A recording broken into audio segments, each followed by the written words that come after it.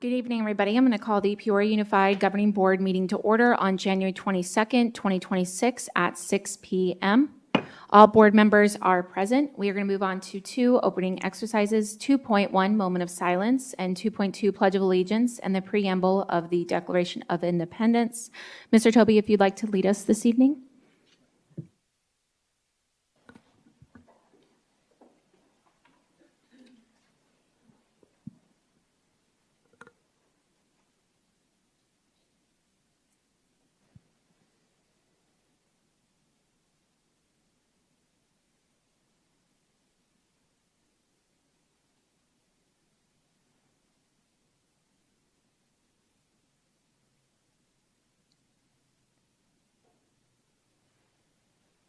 I pledge allegiance to the flag of the United States of America and to the republic for which it stands, one nation under God, indivisible, with liberty and justice for all.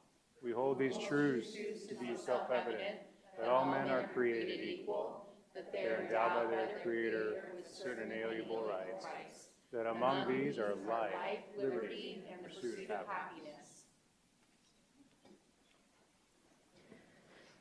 Moving on to 3, address the agenda. 3.1, consider approval of or recommend changes to the agenda. Board members, do you have any recommended changes? With that, I just need a motion on the floor. I motion to accept the agenda as presented. I will second. Azure, we have a motion made by Mrs.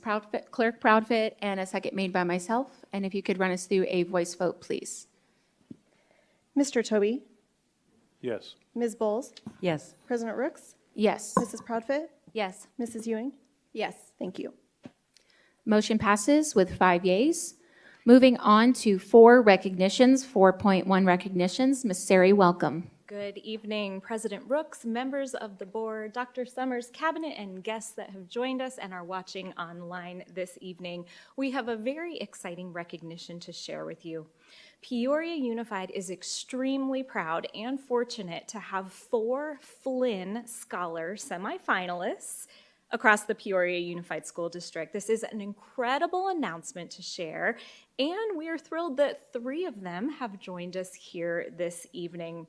If you're not familiar with the Flynn Scholarship, I'll share that it is one of the most prestigious merit scholarships in the nation.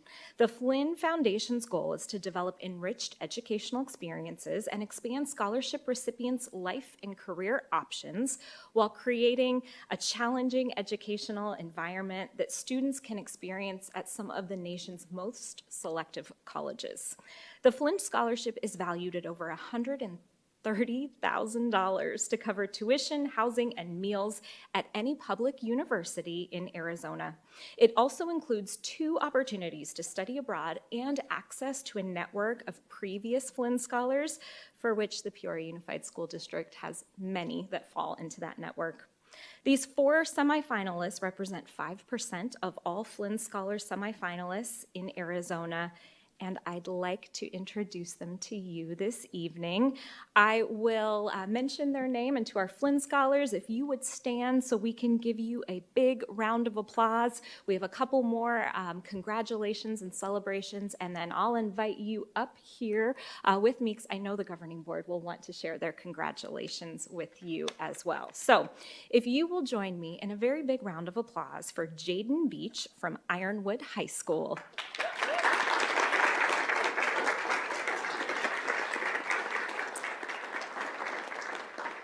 We are also so pleased to have Katie Tong from Centennial High School.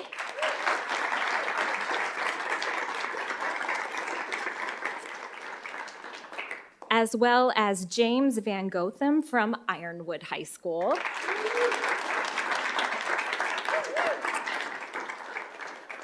And our final semifinalist is Kylie McEwen from Liberty High School, unable to join us this evening, but I think we can give Kylie a big round of applause. And we want to give a big congratulations to all of you, but I know we've got some family and friends, your fan club that is here tonight, and we want to thank them for all the support they provide to you. I know I see Ironwood Principal, Mr. Russ Dunham, also here as well. So can we give everyone who supports these students a big round of applause?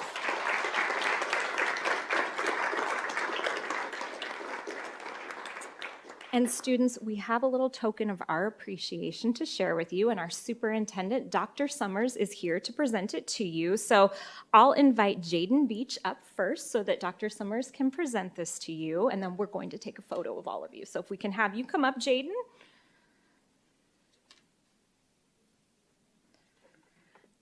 And next we'll invite up Katie.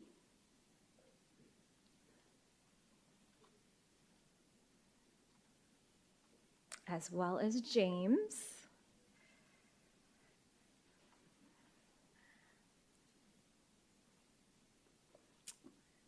And we're going to have you scoot right over to the middle here. Just a moment. Thank you, governing board members. And we are going to take a couple of photos of you. So big congratulations to the three of you. And parents, please feel free, if you'd like to get up, please feel free to take a photo.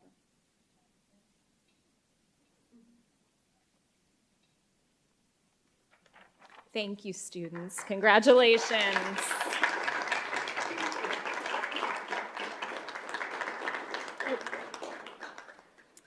And President Brooks, at this time, I'll turn it back over to you and our governing board members for any comments you may have for our students. Thank you, Mrs. Airy. Mrs. Ewing, do you have any comments for our students? Yes, thank you, President Rooks. I just want to say congratulations to the families, to the students, and to all of the staff that help support these students in their endeavors. I'm so excited about the opportunities that are coming for you as a Flynn Scholar, the travels, and just the opportunity to meet with other Flynn Scholars to hear their feedback and so forth. So I'm super excited. I'd love to hear what you guys are going to be doing beyond high school, if you have plans.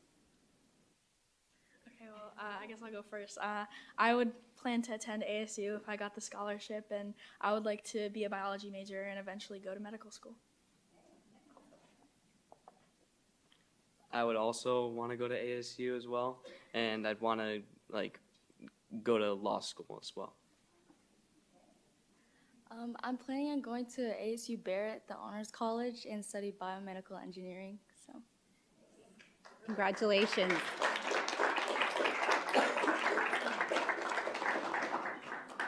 Mrs. Proudfit, do you have any comments?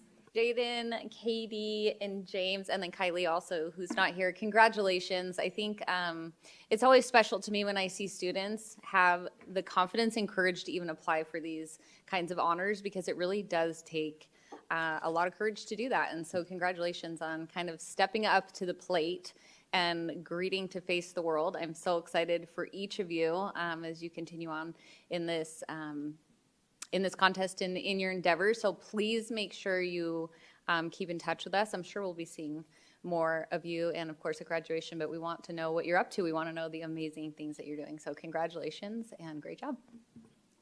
Mrs. Bowles, do you have any comments? Yes, I mean, what do you say to a Flynn Scholarship? I'm very familiar with Flynn Scholarship, and I've jokingly said, but I think it's true that you start preparing at 3 years old or something, because I know there's a lot involved. So huge congratulations. Honored to have you in the boardroom, and just keep going after your dreams. Obviously, you have, chosen fields that my grandbabies will need, and that's really how I look at it. So thank you for doing all the hard work. Peoria's proud of you. We're proud of you. Your parents are obviously proud of you. Keep up the good work. Congratulations. Mr. Tobey, do you have any comments? You guys have accomplished so much already, even as semifinalists, and one of you ultimately being a finalist. Enjoy the process, enjoy the moment. You guys have worked so hard to get to this point already. You guys know this, your families know this, how much effort you put in, and really good luck with your future endeavors. And we appreciate you, and really it's a sign, so it's a beacon to the future, is what you guys represent, and we appreciate the effort that you're putting in. Legal, medical, biomedical, and chemical engineering, these are amazing fields that you guys will definitely be pioneers in. So congratulations. You know, I say this every time that we have our Flynn Scholars each year that are here in the boardroom. This is probably the best part, is seeing your guys' achievements, all of your hard work, from your staff, your principals, your teachers, to your families who support you along the way. That's very rewarding for me as a board member to see and have you guys honored in here in our room this evening. And I can't wait to see where you guys go. And I hope that you continue striving and enjoy college. It goes by fast. And so just, live every moment. And congratulations on all your hard work. And we are very happy that you are Peoria Unified and that you're leading with excellence. Congratulations.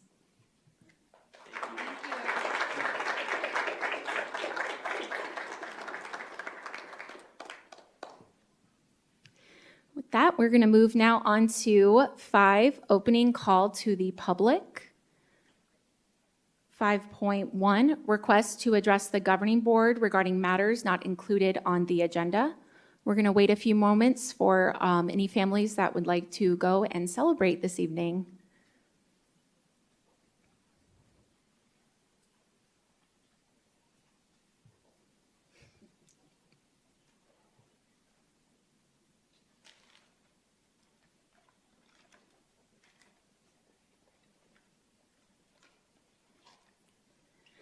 All right, so we will have 30 minutes for your public comment. First one is Jennifer C.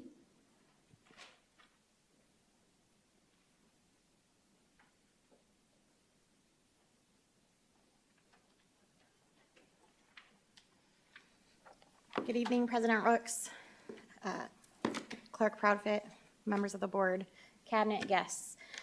I spent some time watching the study sessions and, not the study sessions, but the retreat at the beginning of the year, the last 2 board meetings. I wasn't able to be at the one last Thursday night. And I just have some thoughts that as a parent in the district, as an educator in the district, that I need to share and just ask of the board. First, there was a comment made during the retreat that said, no, we don't need to spend money on lobbying. I am wondering why, if we are a pro-public education school district, why we wouldn't want to advocate with our legislators who are failing to fund public school, who have largely caused us to be in the situation where we are now by using overrides and bonds as Band-Aids to fund our public education. Why we wouldn't advocate for that. At the end of 2025, Kara Justice, who is affiliated with the Heritage Foundation, specifically the Heritage Action for America, stated that she hopes to see 0% of children in public schools across the country and to only go to an ESA voucher program. We talk about how great our students are, and sometimes there seems to be a message implied, inferred, that we are supportive of an administration that is actively seeking to destroy the very organization that we are. And there's a conflict for me in that I don't understand. I want our special education students to have a place to go where IDEA is enforced and where there's budgets for aides and one-on-one nurses and all of those things that Peoria could be and has been in the past. And I just was curious about that specific comment. I've said this before. I don't know, Ms. Bowles, if you were on the board at that time. When comments are being made specifically to a specific religious group, it alienates our community. My ask is, as a board, when you address our community, that we address all of us, because we have stakeholders from every walk of life. And Jesus said, care about them like you care about yourselves. And so I'm asking you to please include our community when you say, please go out and vote, or when you're doing anything in the name of Jesus, because Jesus included other people. And that's my time. Thank you. Next public comment comes from Charmel Bolster.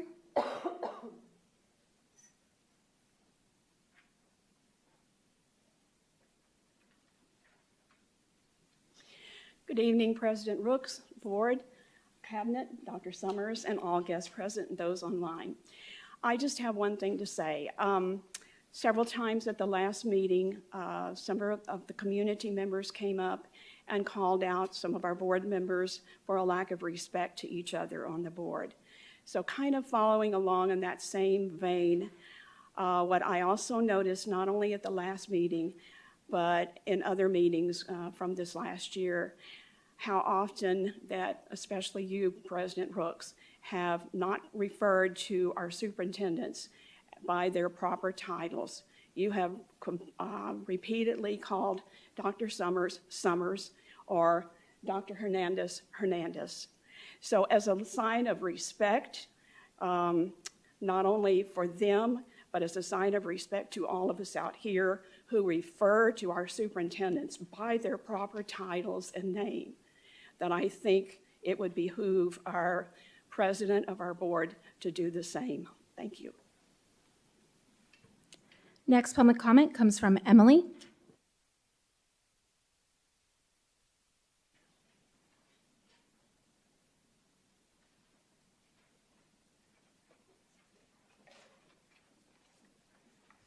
All right, good evening to the board and cabinet and community. I know we have a lot of hard decisions, or the district has a lot of hard decisions to make regarding budgets and what that will look like, but I do think we also have to look to November and looking at an override. So I really am encouraging the board to discuss that in the coming meetings. And I do just want to throw out some numbers, or these are numbers that I found during my lunch break today. The ESA program in 2022, when it expanded eligibility to universal eligibility, at that time it had an enrollment of 12,049 students. And as of September, that number increased to 92,362 with a projected number of 102,800, which is a 753% increase. So I think when we talk about low enrollment, we need to consider that. Birth rate was also talked about by the board, and it has declined. I looked at the birth rate, and in 2017, I tried to project when, kindergartners would start in 2022, and that was the birth year. So it was 12.4% in Maricopa County. In 2021, it decreased to 11.1 per 1,000 people, so that's a 10.5% decrease. So there is some, I think, legitimacy to say birth rate's declining, therefore enrollment is. But something that I found very concerning, quite honestly, is looking at the ESA report, the Q4 report for the fiscal year 2025. 875 students identified Peoria as being their district prior to enrolling in the ESA program. And in Q1 report of 2026, that number increased to 939. So that's a 7% increase within one quarter. So I think an override is needed, because if we want to attract students back to Peoria, we need to put funds there. We need to keep our great, wonderful teachers. We need to retain them. We need to attract wonderful teachers. We need to improve our programs, sustain them. And unfortunately, an override is where we need it, because state funding is not there necessarily. So definitely, I encourage you to start talking about that. November is going to be here before we know it. And just subsequently, I know this was presented during the retreat 2 weeks ago, but in 2022, PUSD enrollment was at 34,656. 2026, 31,917. That's an 8% decrease. So I think definitely we're losing a lot of students to ESA and public charters, and the only way to get them back is to invest, and we need to go out for another override. So definitely, I encourage you, put that on an agenda item to talk about, have the community make comment, and really we need to get something passed, because we're in a really dire situation. Thank you. Next public comment comes from Nicole.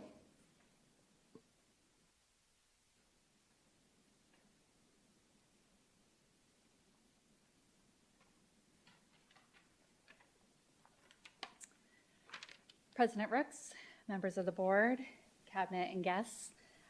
My name is Nicole Geisey, and I'm a parent of 2 students here in the district. Our oldest is a freshman in the ABLE program, which she's been in since kindergarten. And our youngest, he started off with an IEP from kindergarten to 2nd grade. He was appropriately exited to a 504, and now in 4th grade, just recently tested for the gifted program. So I just share that to give you some personal background of who I am. I also worked for 4 years in this district in the transition department, and I only left Peoria because I was offered a job where I can now support all of Arizona education. So that's the only reason I left. And I just share that to give you some professional background of who I am. I am also a Christian, and that is why I am here today. I know some of the board members state they are as well, and part of the board member's role and privilege is to represent community values, not impose their own. This is point number 1 in the board member ethics, and as Christians, this is aligned to what we are called to, servant leadership. You hold a position of leadership to serve others, and this is a high calling. And as a Christian, you have Jesus as your model and the Holy Spirit within you. So I would exhort our board members who state that they are Christians to humbly submit to Christ so that our community can see his fruit and be blessed by it. School board members should not be verbally promoting religion in their positions. Your private beliefs and practices should be modeled by your public actions in all areas of your life. This is the best way to model the love of Christ. So Christian board members, I would ask you to submit to your role by privately seeking God for how to hold this position publicly. If you do this, we will see good fruit, and I thank you for your time. Next public comment comes from John Jackie Becker. Okay. Hello, everyone. Dr. Summers, board members, teachers, administrators, and concerned community members. I'm actually here to apologize for some comments I made at the previous board meeting 2 weeks ago. As you recall, I was upset about the override and expressed my feelings. Well, the bottom line is we can't do anything about it. I mean, it failed. Then I sat back and I listened to comments from all board members, and I was impressed that the integrity of this district is still intact, and students and staff are still the #1 priority. Also, I stayed and listened to the educational gains that the students have made in the district, which are amazing. Dr. Summers, I was impressed by your presentation on the outlook for long-term enrollment and possible changes that would have to be made. Yes, there is hard work ahead, and I have no doubt that the district will get through this, and parents again will see public schools as a backbone of education and success, resulting not in a decrease in enrollment, but an increase. However, the morning after my comments, guess who popped up on Channel 12 News? I don't know if any of you saw this. Channel 12 News, one of the reporters was here at the meeting, and I was featured for 5 seconds. Nothing was said about me making my comments about the override. But I did make a comment, which I regret, that I said to teachers and administrators, it might be best for you to leave the district. That was wrong. I should not have said that. And I don't know if that reporter's here tonight. As I have said before, both my wife and I are retired teachers. I actually taught at Kachina from 1989 to 1984. And due to the outstanding education that my kids received in this district, I can say they've all become very successful. On a personal note, 2 of my grandsons, one who's autistic, attend Arrowhead Elementary School, and my daughter is a counselor at Thunderbird High School. Every year, my wife and I make tax credits. This year, I'll be donating additional money to Peoria. I am proud to do that. By the way, just want to mention, I don't think a lot of parents or the community members realize how a tax credit works. I would suggest that you put that on your website and explain it in detail. I mean, what better way to give to the schools? Again, I apologize for my comments. One quick comment, if you need any help on a committee, or if there's any input I could make, will someone please call me or email me? I would love to do it. I mean, I'm retired. Once you're a teacher, you're always a teacher. Thank you. Thank you very much. Thank you. Next public comment comes from Gabriel. President Rooks, members of the governing board, Superintendent Summers. So I'm here tonight really to celebrate what the Peoria Unified School District has meant to me. And that celebration was triggered by the recent news that my elementary school will probably soon close. And it's not because I disagree with it. In my day job, I'm a superintendent for Tucson Unified, so we're going through a lot of the same things here. But I really want to let all of you know that that place where I went to school from kindergarten to 8th grade, and Cactus High School, where I graduated from, provided me with some of the most influential relationships and experiences and lessons that shaped my life. The people, the experiences, the learnings that I had at Kachina, they're frozen in time. I can still remember my first grade teacher, Mrs. Reedy, teaching us all the Pledge of Allegiance for the first time. I can remember Mrs. Adler, the lunch lady, letting me through on those days where my parents didn't have the $1.25 for lunch. And I can remember that slick, attractive, handsome 30-year-old assistant principal named Denton Santorelli, who was a first-year site administrator, slipping me 50 cents so I can get the Little Debbie chocolate snack that they used to serve in the cafeteria at that time. And in fact, I wouldn't run into Denton again for several years, but then I would run into him as a fellow superintendent. I remember Anita Gullickson and how she taught me about music and the love of music, and that I could make music, and even though I wasn't good at it, it was about the practice. I remember Christine Murphy sacrificing her lunch to stay in with me in the classroom to make sure that I knew my times tables, and then setting me up for success by telling me she was going to call on me. I remember I remember Mr. Prather, the custodian, who would go out of his way to talk to me about the Suns. And his sons are going to do it. Did you see the Suns game last night? It was this community of individuals that were there to shape the lives of kids, to care for kids, and to serve them. And so my message is that I get why people are so passionate about school closures. I understand, because it's not the closure of the physical building. It's the closure of the most important chapter in people's lives. Mine as a student, parents who see their children come of age in these buildings. It evokes a lot of nostalgia, a lot of emotions. I get the demographics. I get the demographic shifts. I get the economic flight. You're doing the right thing. The only thing I will say is please make sure that as you make plans for the building, make sure that those plans honor the legacy of the impact that Kachina had on those of us that wore the purple and white for over 50 years that school has been in service to that community. Thank you. I wish you all the best in this very difficult process. And that concludes our public comment. And as you know, board members, if you are addressed under public comment, you have a chance to respond.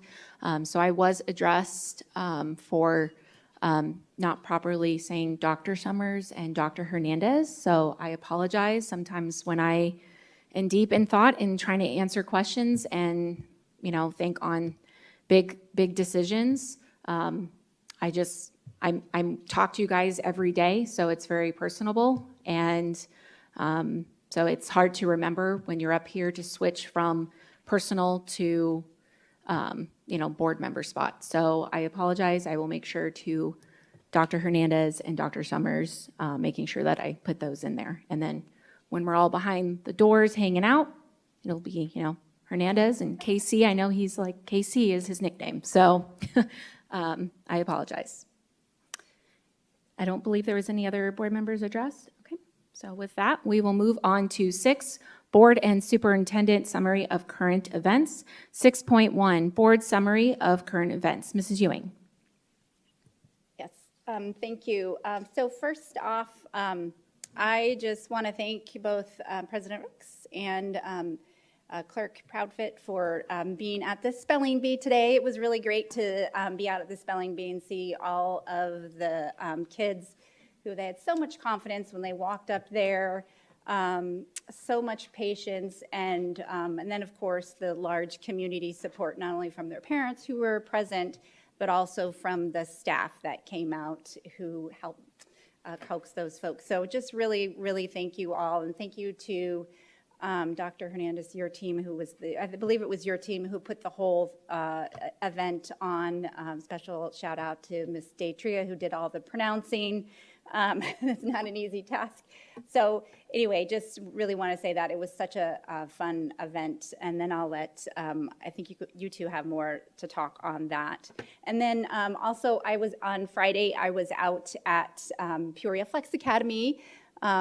I got a chance to visit with Principal Jacobs and also to see their event Frosty Friday. That's where a group of organizations come in, and then they have just all sorts of donations and so forth that those students can use, and snacks that were provided and so forth. So it was just really great to see the community giving back to our students and just really coming together. And it definitely does take a community to support all of our individuals and our students in the schools.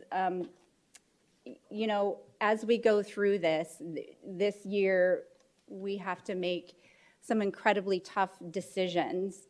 We have a lot of money to cut from our budget, and I think that a couple of the presenters mentioned that we really need to go out for an override so that we don't have to go through continuing cuts the following year, and I feel like we owe that to our staff and students.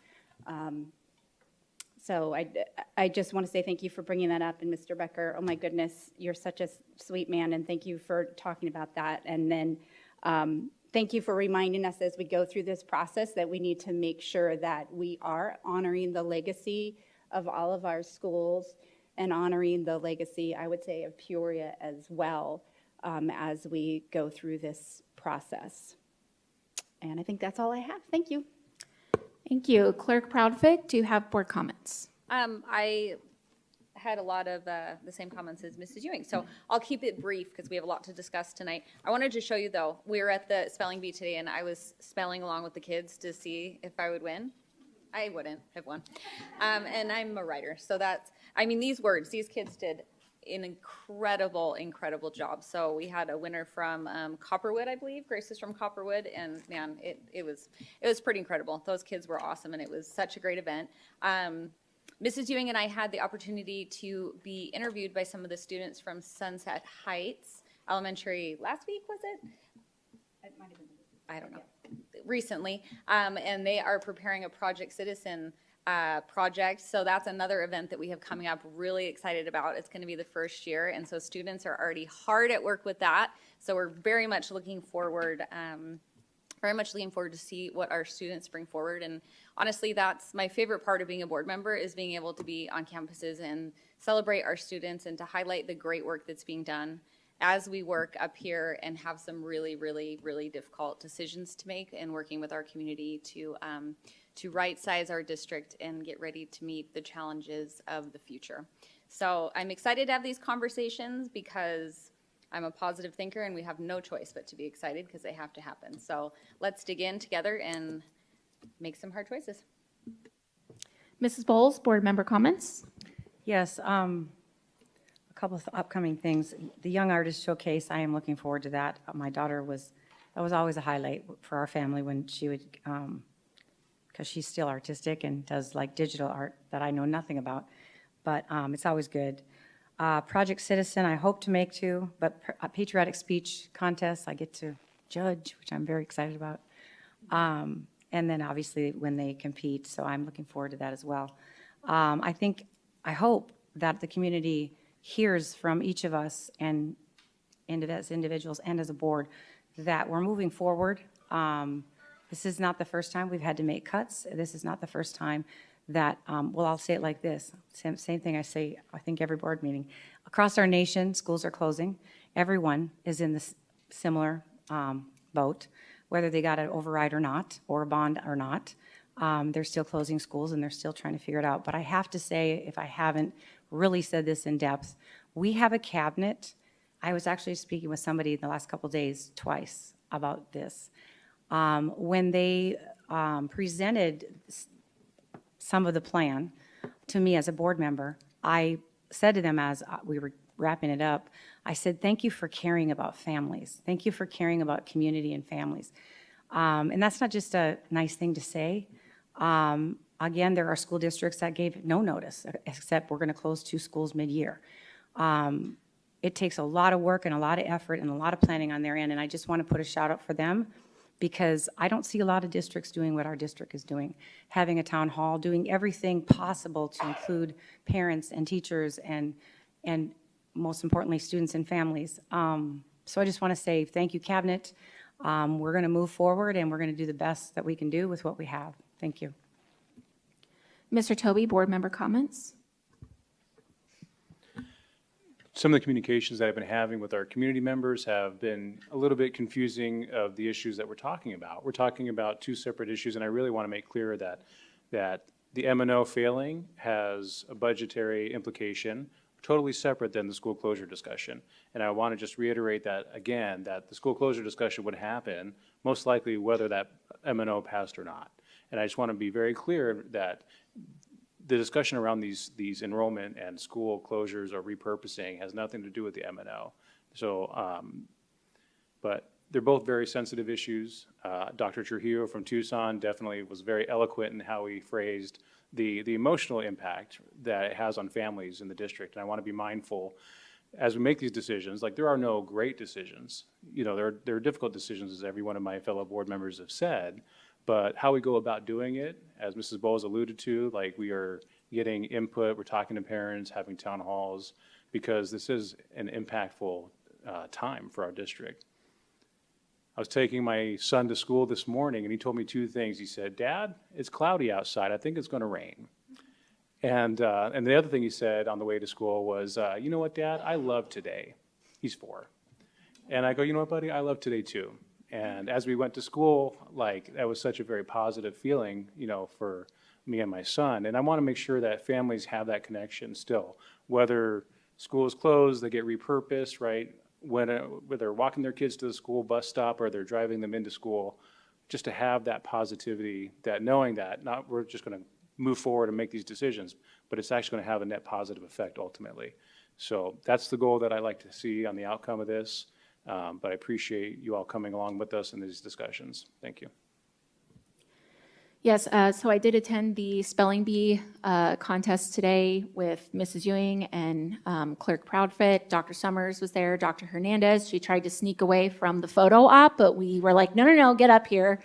And so that, it was amazing, those kids. I mean, Grace was the winner, and then in second place, the last 2, the words, it was like touch and go. You were on the edge of your seat because they missed one word, and then you'd have to go to the next student. They'd miss that word, and so you're like, oh man, this is. It was pretty awesome to watch. I was very amazed at all of the students and their talent and their drive. And watching them think. They were really processing and trying to figure out the spelling of the words, and it was just incredible to watch. And those are the moments that I enjoy, and everything else that goes on. So that was great. I did want to say thank you to Mrs. Rodriguez, Mrs. Vicentainer, and Dr. Summers, because today I was just diving more deep into tonight's agenda, and I wanted to ask more questions. And I even said to Mrs. Rodriguez and Dr. Summers, I hope it's not dumb questions that I'm asking. And she was very polite, very nice. She's like, no question is dumb. Every question is important to ask. So I just wanted to say thank you for taking my phone call in the busyness of everything so that I could get questions answered. And then I wanted to say thank you to Dr. Hernandez. There's been a couple times where she has met with me with a couple of parents, different parents from different schools, and addressing situations and their concerns. And she's been amazing to take time out of the day to meet with them and just try to find a solution for their child and their education. So thank you for that.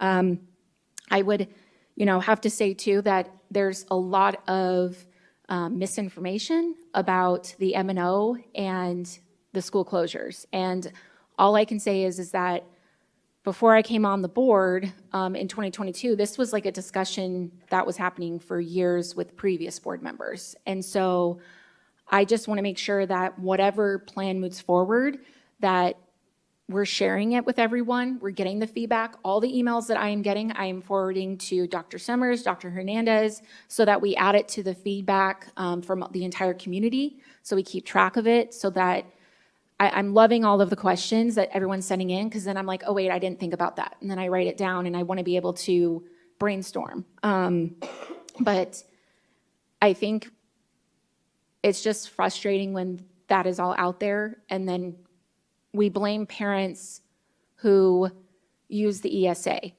and we blame it on them that they're taking their kids out and they're using ESA, and we're blaming all of that, when I'm more thinking of, why did they leave? That's what I want to focus on. I don't want to sit here and blame them because they're doing what's best for their child and their education. I would rather look towards, why did they leave, and how can we ensure that their children are going to get an education by coming back to Peoria Unified? That's what my focus is. I don't want to sit here and blame ESA, blame this, state budget. Every time I see the bar graph, 50% of our state budget goes to education. So I'm like, do we want 80%? Do we want 90%? We have other things in a state budget that has to be allocated for. So I really want to focus on bringing back those families and bringing back their trust in educating their children, because I don't want to sit here and blame parents that are trying to do what's best for their child. So I will just end with my board comment on that. And we will now move on to 6.2, Superintendent Summary of Current Events. Welcome, Dr. Summers. Thank you, President Brooks and governing board members and our fantastic cabinet and fantastic guests. I'm going to deliver my comments from here because we're going to segue right into our next item. So I'm just going to tee us all up and appreciate all the commentary that is taking place, as well as all the engagement. So thank you as well, board members, for your continuous engagement in this process. So this Tuesday represented the 100th day of school, also known as Moose Day because it was a short week with Monday off. So from Spirit Days to special tailored lessons centered around the number 100, students and staff shared their excitement for this milestone in the school year. And as you all know, and as we continue to be inspired together by the efforts of our staff to put student success at the center of all that we do, we look forward to seeing how our students achieve through the remainder in the next 80 days, or I guess 78 days. I won't add 2 more days to the calendar. That probably would not be what our students are asking for, but we appreciate all the great things that are happening across the district. As also mentioned earlier today, we did have 33 students from our elementary schools convening here at the District Administration Center for the annual District Spelling Bee. We do want to congratulate again Grace Carey from Copperwood Elementary School. She was crowned the champion by correctly spelling the word nautilus. And yes, there were several words, Mrs. Proudfoot, I know, that we were trying to kind of do our own mini test on, but thank you, board members, for your attendance and support of that event, as well as just a big shout out and a kudos to our team members from the Learning and Teaching Department for helping organize these opportunities. And again, just a big congratulations to all the students that competed. I know they came in with a lot of nervous energy, but I think they warmed up as the event carried along, and we're appreciative of all the families and parents that came out as well. This past weekend, Air Force ROTC students from Cactus High School volunteered at the AZ Rock and Roll Half Marathon and 10K, and they passed out medals and snacks and gear bags and helped tear down the area around the finish line. So big thank you and shout out to those students for getting out into the community, and to so many supporters who make volunteer opportunities like this possible.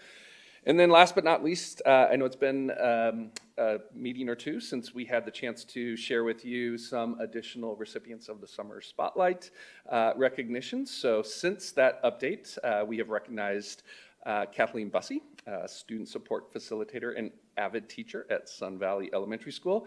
Jacob Osorio, band director at Sunrise Mountain High School. Margaret Crabtree, crossing guard and lunch aide at Cotton Bowl Elementary School. And Kelly Baker, registrar at Foothills Elementary School. And each of these staff members and many more continue to demonstrate their impact and how they provide a safe and caring environment for our students. And so to learn more about how to be recognized, and we are so grateful for parents who visit our website and nominate these fantastic staff members, you can go to peoriaunified.org/Summers Spotlight. And that concludes my summary this evening. President Ricks, I'll turn it back to you. Thank you, Dr. Summers. President Rooks, I have a quick Yes. question. I have a request from Dr. Summers. Can you please tell us about the great story at Country Meadows the special gift that you got to reward a special student out there? Sure, yes. You can absolutely put me on the spot with that one. So I'm not sure that I shared this story with the entire board, but this goes back actually a few months. We have a Stuco Leadership Day that was hosted at Paseo Verde, and we had so many students in attendance. I had the privilege of talking a little bit about leadership there. And one of the prompts for all of the students at that particular point in time was to share their dreams, their aspirations, and their goals for the future. And so I shared the mic and put several students sort of on the spot, and one in particular, Elijah from Country Meadows Elementary School, spoke so inspirationally about his goal to be not just a welder, but to own his own welding company and to be the best in the world at it. And that it kind of stuck with me. And so I shared this story with actually a few different individuals and connections along the way. So much so that we had just a conversation in a business environment where there was an individual who said, hey, that is so inspiring. I want to buy that kid a welding helmet. And not just any welding helmet. It's like a real top of the line. And I'm not the expert on these things. But anyway, I was privileged enough to be able to say, we have a gift to recognize Elijah. And so we worked with Mrs. Stockwell at Country Meadows Elementary, and they happened to have a Stuco meeting earlier this week. It was Tuesday. And had the privilege of going to surprise Elijah. His family was in attendance as well. And so we had the chance to share not only the appreciation and recognition of just a fantastic student, but spend a little bit of time in that Stuco classroom. And it is out on Facebook, and there's just a great story behind it. And here's the one, you'll appreciate this as particularly moms, because I was explaining it to Elijah's mom. This is what he said, and she goes, he listened to me. Which was super cool. So kudos, Elijah, for not just being inspirational, but listening to mom. That's always a plus. So thank you for teeing that up. Yeah. Thank you, Dr. Summers, and thank you, Mrs. Ewing, for bringing that. That was awesome to hear. All right, so we will move on to 7, discussion. 7.1, next steps, budget stabilization. And I don't believe we have any public comment tied to this line item. So Dr. Summers and Mrs. Marcy Rodriguez are presenting on this one. Thank you, President Ricks, governing board members, cabinet, and guests. So we are here this evening to continue the work around our upcoming fiscal stability conversation and review for this upcoming fiscal year 27. Thanks, Terry.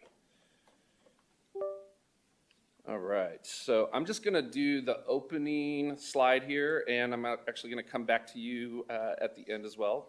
We'll set up Mrs. Rodriguez. We also have an update relative to community engagement and how we're incorporating feedback into this process.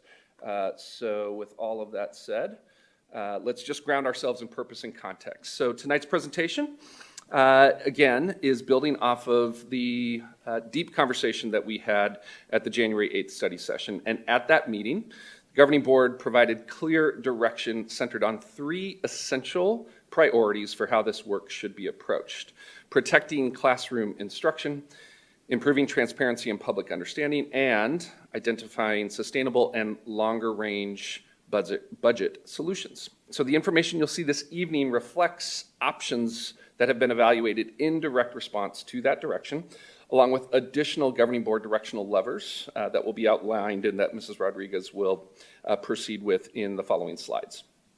I do want to stress at the outset that the purpose of tonight is not necessarily to recommend the finalized set of actions or ask for a decision. That's why it's a discussion item. But we will be reviewing our findings, confirming priorities, and continuing to narrow the field of viable pathways. And again, I'll just stress that no decisions have been made. In addition to the slide presentation, you also have, and the community has, 2 supporting documents posted within the agenda attached to this item, 7.1. One responds directly to questions and requests raised during the January 8th study session from the board. And the other summarizes staff feedback recently gathered at an Employee Engagement Council and Budget Team meeting, which we will present to you a little bit more information on that as well. Together, these materials are intended to provide additional context and transparency behind the work, as you'll see tonight. As we walk through this information, we ask that you continue to view where we're at through the lens of what should remain clearly protected and what warrants deeper exploration as we continue to move forward. And with that framing, it is my pleasure to turn it over to our Deputy Superintendent for Business Services, Mrs. Rodriguez, who will walk through the analysis and supporting information. Thank you, Mrs. Rodriguez. Thank you, Dr. Summers, President Rooks, Clerk Prophet, get used to saying that, and members of the board and community and guests here with us this evening and those watching us online. So we wanted to just revisit. This is an opportunity for the governing board and the community to hear this information. Again, we've gone out and done some additional research. You've asked excellent questions. I wanted to make sure your questions were addressed as well. And then tonight you'll have opportunities again to, okay, I still want clarification on this, and give us your feedback on where we are in this process this far. So, here are some of the things that we took away as direction from the board. Adjusting staffing models without increasing class sizes. Share current classroom sizes by grade and looking at how we can equalize that across the district. Identify potential reductions farthest from the classroom. Clearly separate essential from discretionary spending. Maintain nurses at every school while exploring grant options, and avoid a pay compression that was experienced by the staff a few years ago. So those are kind of some of the direction that we've taken away thus far. So in looking at the direction of furthest away from the classroom, so we kind of need to define that. So identifying what are those positions that fill these different interactions with the students. So looking at those employees who interact with students every day. So you're talking about your teachers, your therapists, your nurses, your behavioral specialists. They are in the classroom every day with the students. Employees who support students through coordination would be like a limited. So maybe their compliance, their oversight, maybe you have your principals that interact with the students on a limited basis during the day, front office staff, and then no student interaction. So that may be people who work in this office. So the accountants or the HR or the people who do the support of how we stay compliant, which is a lot of the people in the building that service the schools. Not saying that their jobs aren't as important, but then we just wanted to identify the direct connection with the students. So I've broken down some of the governing board requests in a few different areas. So I want to start with the staffing definitions because there was some ask for clarifications on, so who is included in this particular area? What is the related services? Who are they? And so we're going to cover some of those clarifications for you. There was also some cost clarifications One of them being, how does the governing board spend $1.2 million when you don't get paid? So where does all that money go? And then how do we allocate revenues to make sure we're gathering revenues that are going to help offset some of the costs that we see? And then what is our community engagement strategy? And then we want to outline next steps for you as well, so we can kind of all stay in line with how expedited this process is going to be, because that's budget time is right around the corner. So we look at special education and support services, and these are directly working with students. And this is a lot of the related services. So you have documents that are also included, and I've included them for your reference tonight if you want a paper copy to look at, but it's in the board docs. So any of the community, anybody online, anybody here, these are available. So how we answered the board questions are in more detail. This is going to be a real synopsis of that because there's a lot of information in here. So related services would include your therapists, so your nurses, anybody who is supporting the students, not exactly a teacher, but they're providing maybe speech therapy, occupational therapy. Those are the related services. And it's a lot of it is in our special education area. Then we ask, what does attendance expenses mean? What is attendance, that particular group of expenses? And those are the people who make sure that our enrollment is counted accurately and that our funding, our data is taken care of and sent up to the state. They interact with parents and they monitor our student records. So that's a really critical role. Those are the people that are in that attendance category. And then the office of the principal, we all looked at that and said, oh my goodness, $9 million. What are we spending $9 million on office of the principal? What does that include? So we wanted to make sure that is all the leadership at our schools. So all of our principals, all of our assistant principals, but it's also all of their support staff. So their office assistants, their receptionists, their secretaries, everybody that supports the principals in our schools. Mostly, and some of that cost was very small supplies or professional development for them, but mostly that's driven by the salaries of those individuals. Here's the governing board expenses. So when I looked at this, and these are really costs that are risk management, these are things that keep us in compliance with the law. They fall under the governing board's authority under statute. So the liability insurance that we pay for, the legal services that we pay for in the organization, required audits, that's a big chunk of what that money is. There is some salaries in there for the board secretary. So there is a little bit of salaries in that as well. And then there's some one-time things that won't be reoccurring. An example is the ASBA membership. So we paid for that out of last year's budget, and remember, these were last year's expenditures, so this year those things won't be, there are a few things that just won't be reoccurring. So that's the information. And the governing board has a more detailed in their packet if anybody wants to see the detail.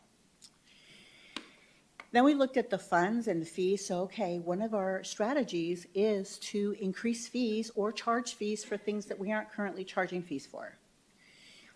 And where would those monies go? And aren't there restrictions on those fees? And how could we use those fees that we collect to offset some of our expenses? So we look at athletic fees and where that gets deposited, auxiliary funds. If we increase facility rentals, civic center, tax credit, of course, goes in tax credit fund. Community education fees, we have a community education fund number.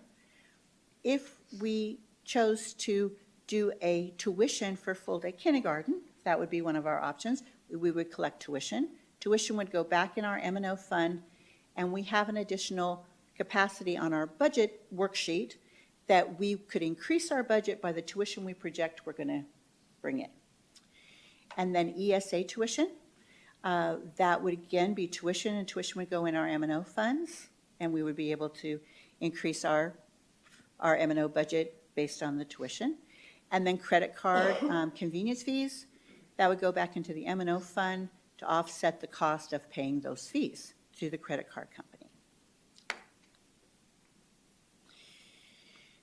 One of the other questions that I was asked was, how do we compare to other peer-like districts in regards to the amount of carryover that we have? Because when you just look at the number, oh my gosh, you know, $20 million is a lot of money. But when you look at a district our size with over $300 million budget and you percentage it, it doesn't seem like a whole lot when you look at it from that perspective. So here are some of our peer districts, and I've given you, and the reason this is 24 data is I have extracted this from the Department of the Auditor General, and they publish a financial risk analysis. It gets published in January. So it's probably going to be like on the website tomorrow, of course, but I didn't have the FY25 data yet. So this is 24. That's why you're looking at 24, not 25. But you can see I've taken the top ranking as far as student enrollment schools. And we are a little bit on the low side compared to some of the other districts. So I just wanted to share with that now. And I did note, it says 16.5%. That's where we were in 24. Where we are right now today is 9.5. So we have used our carry forward to help us with some of the expenses as our enrollment has been declining. So I just wanted the board to be aware that's where we are, and the community to understand that this is the position we're in with our reserve and how quickly that can dwindle.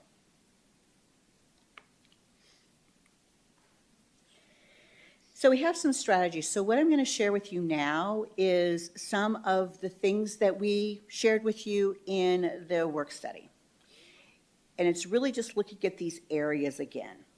So I've kind of grouped them in a little bit of a different way than what you saw in the work study, but just to have this, again, for the community to see where some of those areas could potentially be, and the governing board would have, you know, opportunity, okay, well, what about this and what about that? So we'll cover some of these areas again. So the areas I've grouped them in are staffing and compensation, optimizing our district assets, and building some system efficiencies, instructional programs and student services, and then fees, athletics, and extracurriculars. So the staffing and compensation, one of the things that we shared with you was the reclassification of our assistant principals at our smaller schools and taking their reclassifying them to teachers on assignment.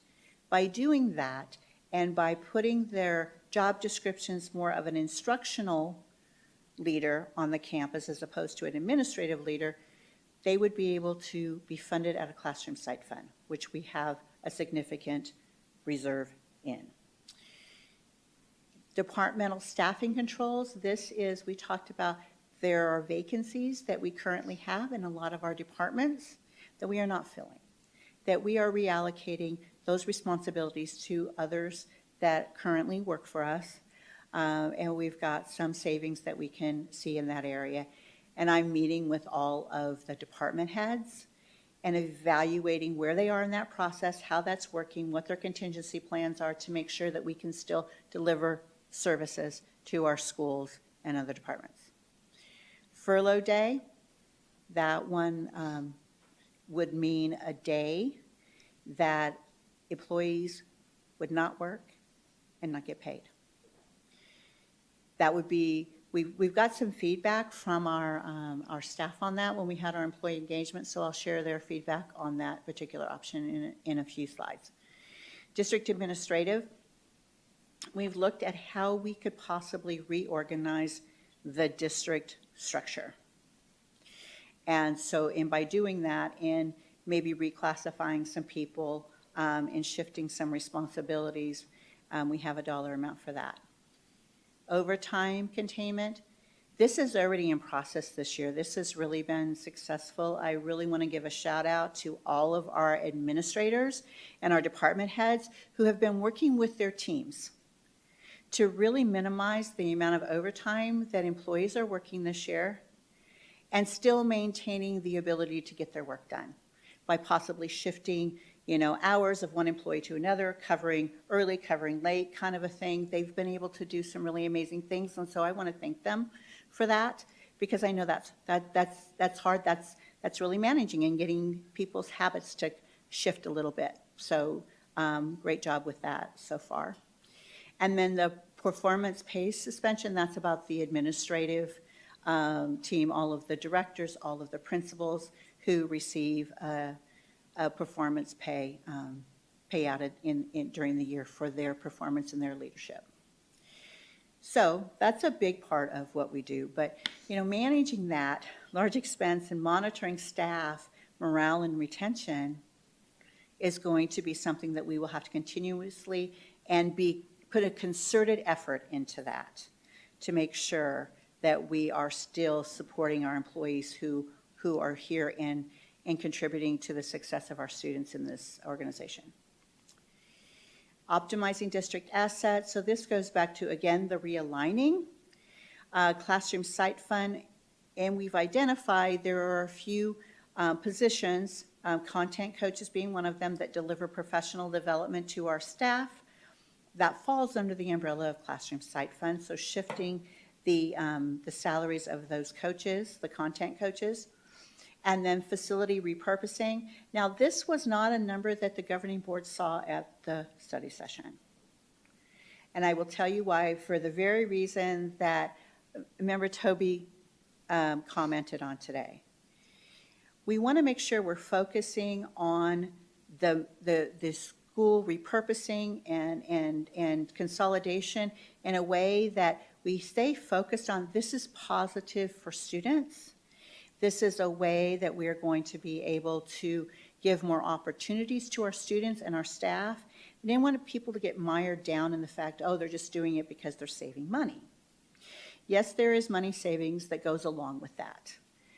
But when we're right now in just the exploratory, if we were to close schools, what would we need to do capital improvements at the schools where the students are moving?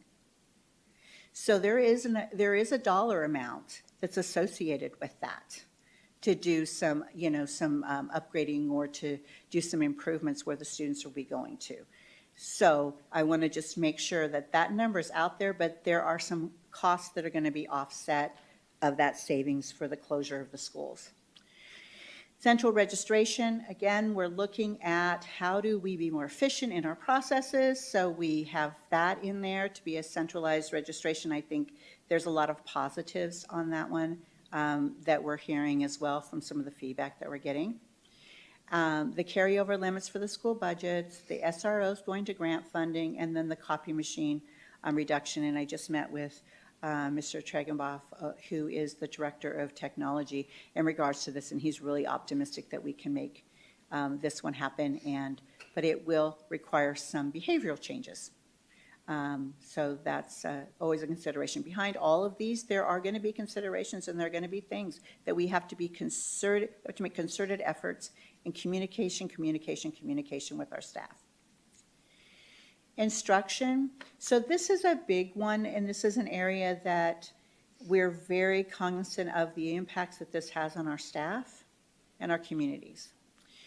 So the enrollment adjustment, this enrollment adjustment and the teachers adjusting for our declining enrollment, this one would happen whether we pass the bond or not, because we have a process that we go through to identify how many teachers do we need for the students who are coming next year.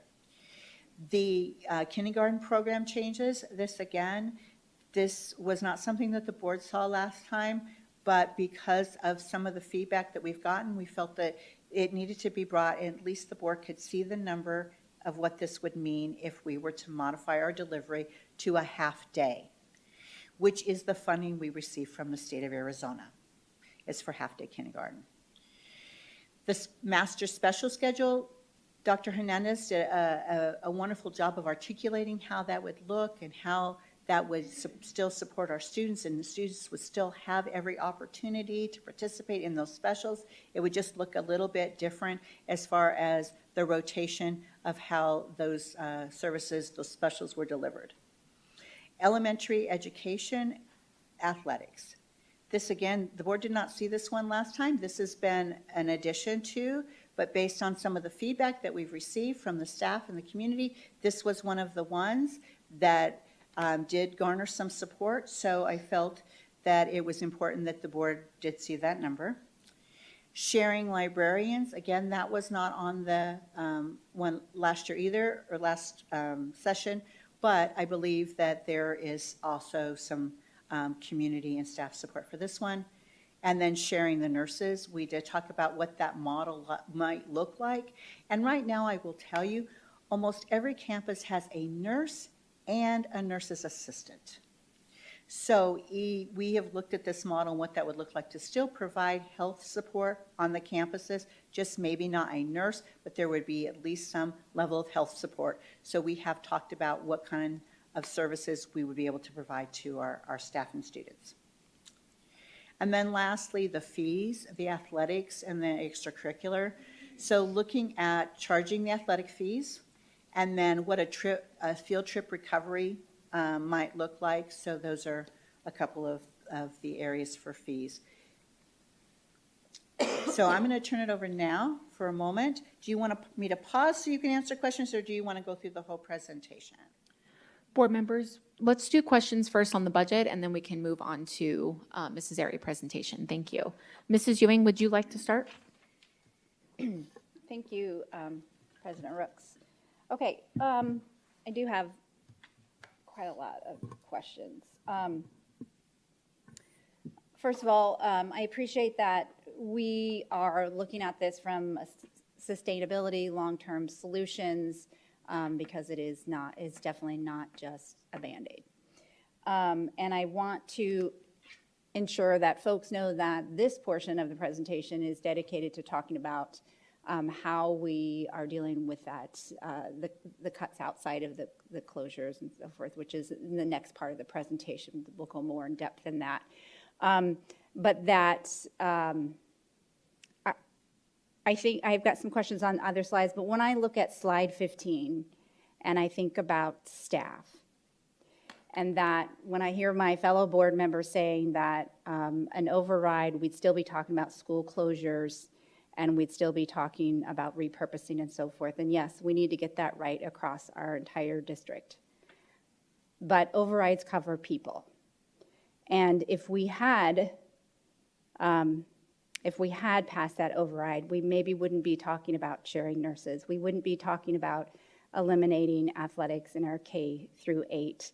We wouldn't be talking about having to reduce some of our specials teachers and so forth. So it is having an impact, and it's having an impact not just on our staff, it's having an impact on our students. And so I just want to make that very clear.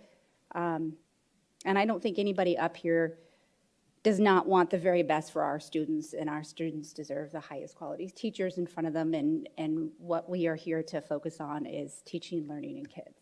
So anyway, just wanted to make that note. And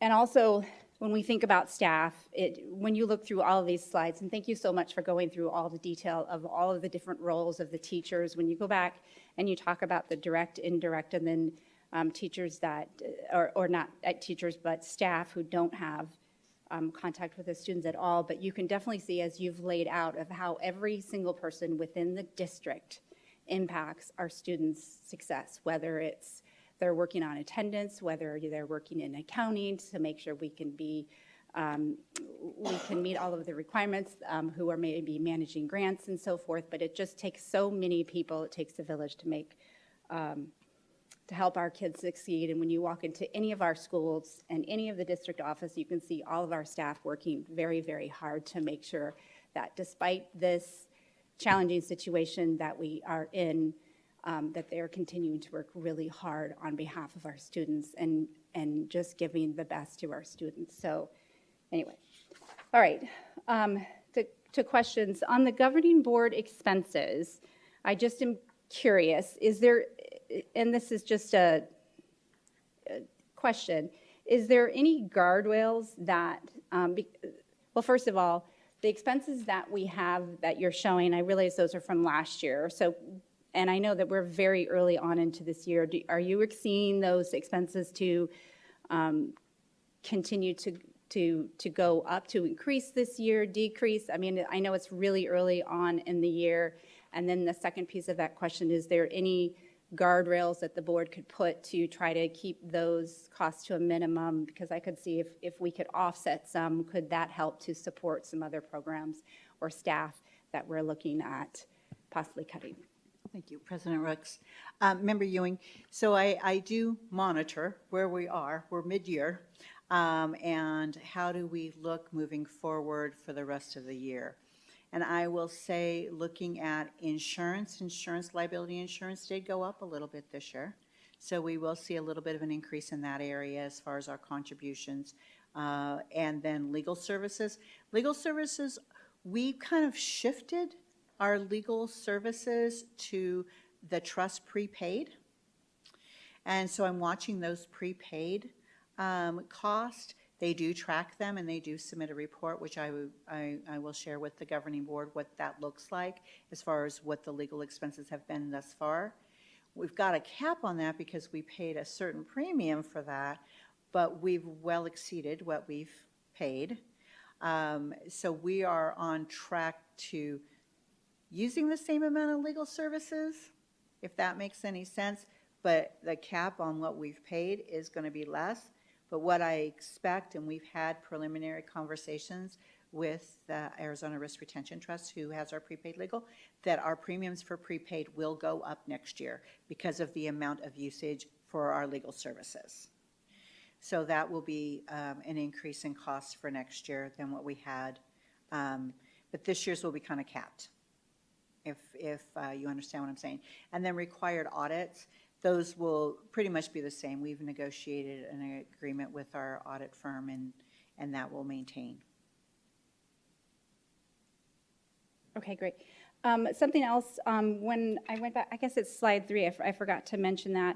I know that we are keeping this in mind as we go along, but just because it's not specifically stated on there, then I'm hoping that as we do this, another one of the governing board directions is that we really consider any sort of adjustment that we're making on what it will do to staff retention and employee stabilization. Is we want to be cognizant of, are the things that we're going to do, is it going to decrease keeping those that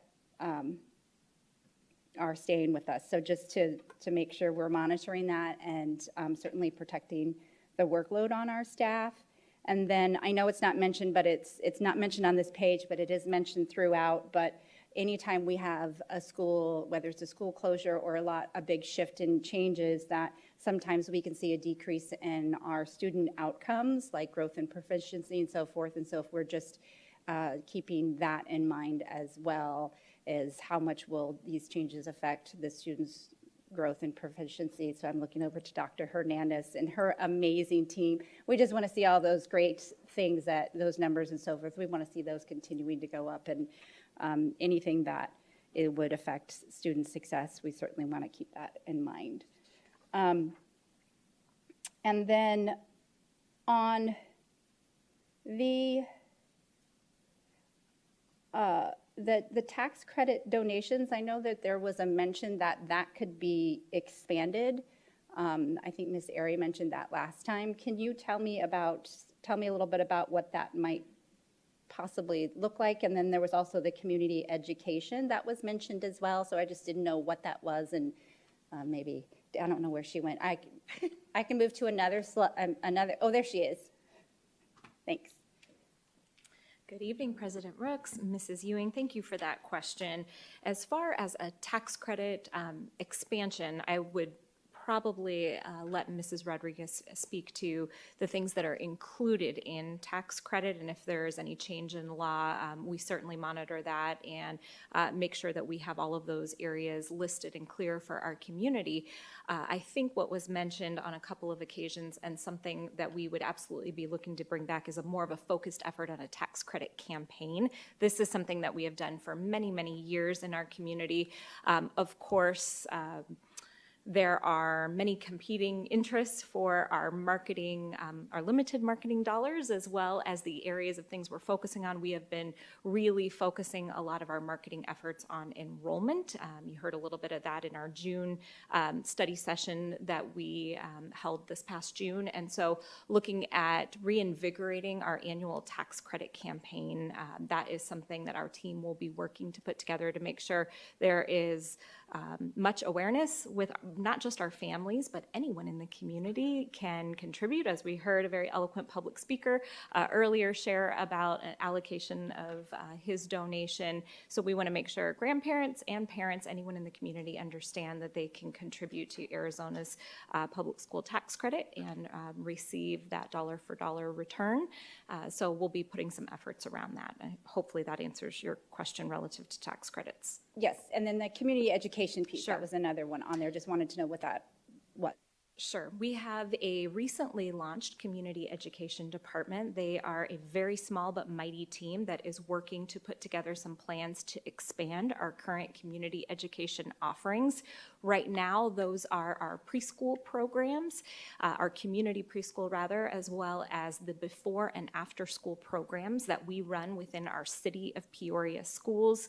There was mention of the partnership we have with the City of Peoria. They currently run the AM/PM programs, or the before and after school programs, on schools that are within the City of Peoria. And so that is a partnership that we have had in place with them for many, many years.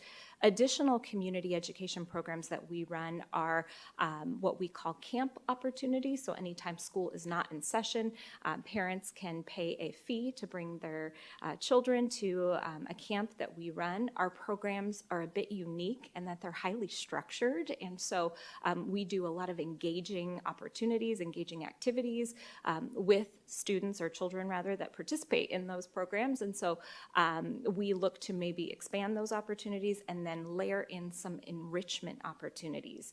These might be anything and everything from an after-school dance class that might take place on a campus where parents could sign up to have their child attend that for maybe a 4-week session, and we would have an instructor that would teach that. Some unique offerings, some maybe STEM-focused programs, and so there's a number of different ways to do that. We're working on putting that content together right now. We hope to start that work maybe as soon as next school year, and kind of pilot that with some select schools and then expand based on community demand. Certainly that may cause us to have to grow that community ed department to support the enrichment opportunity. So we'll have to plan a little, grow a little. So that just gives you a little bit of a sense of maybe some plans we have to come from that. Great, thank you. And then Ms. Rodriguez, I don't know if it was Dr. Summers or Ms. Rodriguez who would know this, but for the ESA, I was doing a little bit of research on that, and I know there's a whole bunch, other than changing of policy, in terms of thinking about that as a revenue generator thing. I know that what we've talked about is only allowing CTEs, or I'm sorry, ESA students to take for the CTE classes in the high school. I believe that that's kind of what we talked about. And I just didn't know if we've thought through, like, how would we manage, like, the PUSD priority status, the eligibility determination, because not only do we have students who live within our district, we have ones who are on variance from other districts. How do we determine that? And then how do we determine costs and different accountabilities for students who are under ESA, capturing those dollars, and some of, like, the legal parameters around that. So I don't know if that's something that we would be exploring for, like, a stage 2, or just a little bit more on that. understand it. President Ricks, Mrs. Ewing, so we have explored, at least preliminarily, what some other districts in the state are doing from a perspective of allowing ESA dollars to be applied to different types of programs. You mentioned potentially some CTE types of classes. There may be other types of typically extracurricular. It can include athletics. It can include different types of clubs and the costs associated for any student who may have, or family who may make a decision to utilize some part of our service. So it's actually a pretty straightforward perspective in terms of what is available. And the one caveat to that is based on space availability, because what we also want to make sure that we're not doing is opening it up so much that it may displace one of our current students from their ability to participate in a program. But essentially that would be the lever that we would need to apply, and then really it's a fee schedule. So we didn't go into all of that detail as part of that particular slide here tonight. We would contemplate bringing forth as part of a future fee schedule for board consideration and ultimate approval, a cost model, and then essentially an implementation plan that would be consistent with what those types of expectations and constraints would be. So it's definitely within the governing board's purview to be able to consider that. We didn't want to deep dive it necessarily for you this evening, but we are in a position that we can bring that forward at subsequent meetings for your consideration. I believe it's Mesa that has. There are a few districts that currently are applying and I believe that they have a setup where it's only like 3 days a week, and it's like it's a very different setup. And I don't know if there's some legal concerns, and that's why they had to set it up that way. And so I think that can. And I also know that, like, especially when it comes to sports and so forth, that there have been a few legal challenges with regards to the fees and so forth, that those, after the district has put forward the fees, and then those have been challenged and so forth. So I just want to make sure that we're exploring that as well.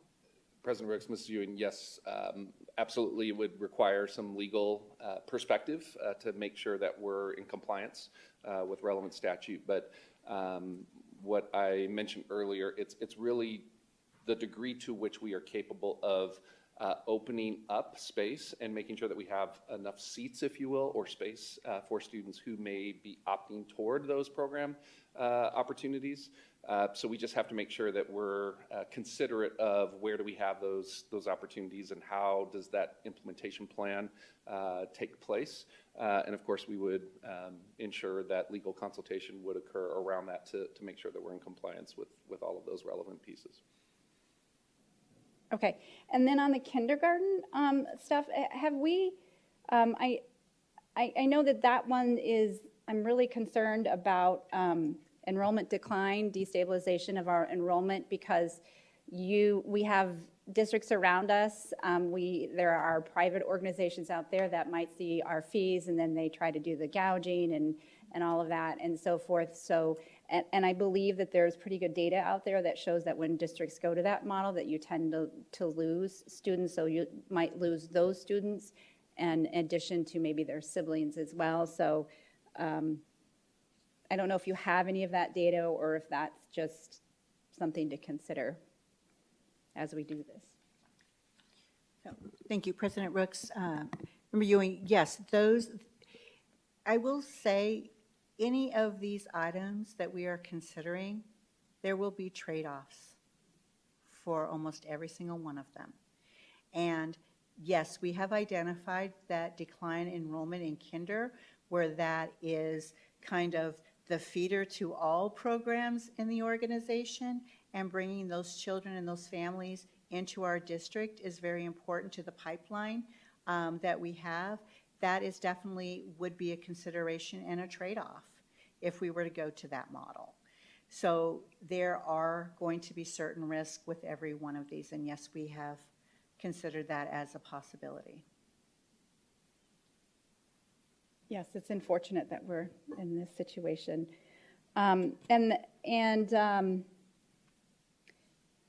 I do want to say, Dr. Summers, I really appreciate that you spent some time with some staff and getting staff feedback, because I know the conversations that you and I had were, you know, how can we make sure that our community knows and so forth. So I just want to say thank you for getting all of that feedback.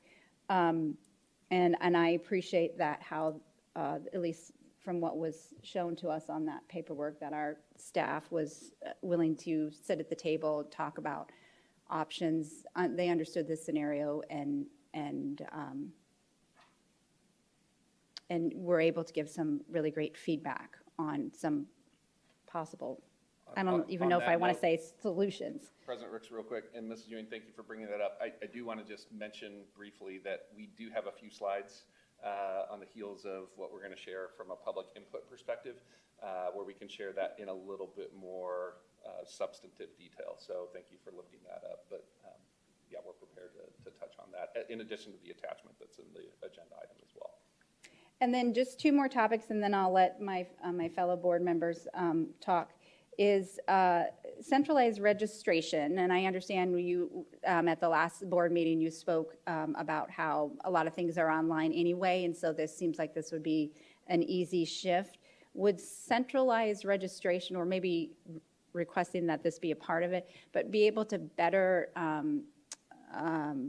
don't know if it's screen, but just to be able to push our families that do come into the schools that meet their needs the most. Oftentimes, and I say this because I oftentimes see folks out on social media shopping for schools and so forth, and they're looking for a school for a very specific need. And I've always thought that it would be great to have one person at the district that they could call and say, you know, I need A, B, C, and D for my kid, and I'm willing, you know, I live in this boundaries, but I'm willing to drive my kid. Which one of your Peoria Unified Schools would fit my, I mean, they're all great, let me say that, but sometimes we have schools that would fit their needs better, and I just wondered if the centralized registration would allow for that. Yes, President Rooks and Member Ewing, yes, that is part of the services that would be offered through that. So we would have enrollment specialists at the centralized enrollment, wherever that is located, and they would be able to answer all the parents' questions and give them a breadth of all of the different opportunities that our students have within our district boundaries. So that is one of the benefits to having that centralized registration. Great. And then the last one is just this, it's so tough, the eliminating elementary athletics. You know, I can remember a time after COVID when we were finally able to get together to watch sports, and how that just brought the community back together.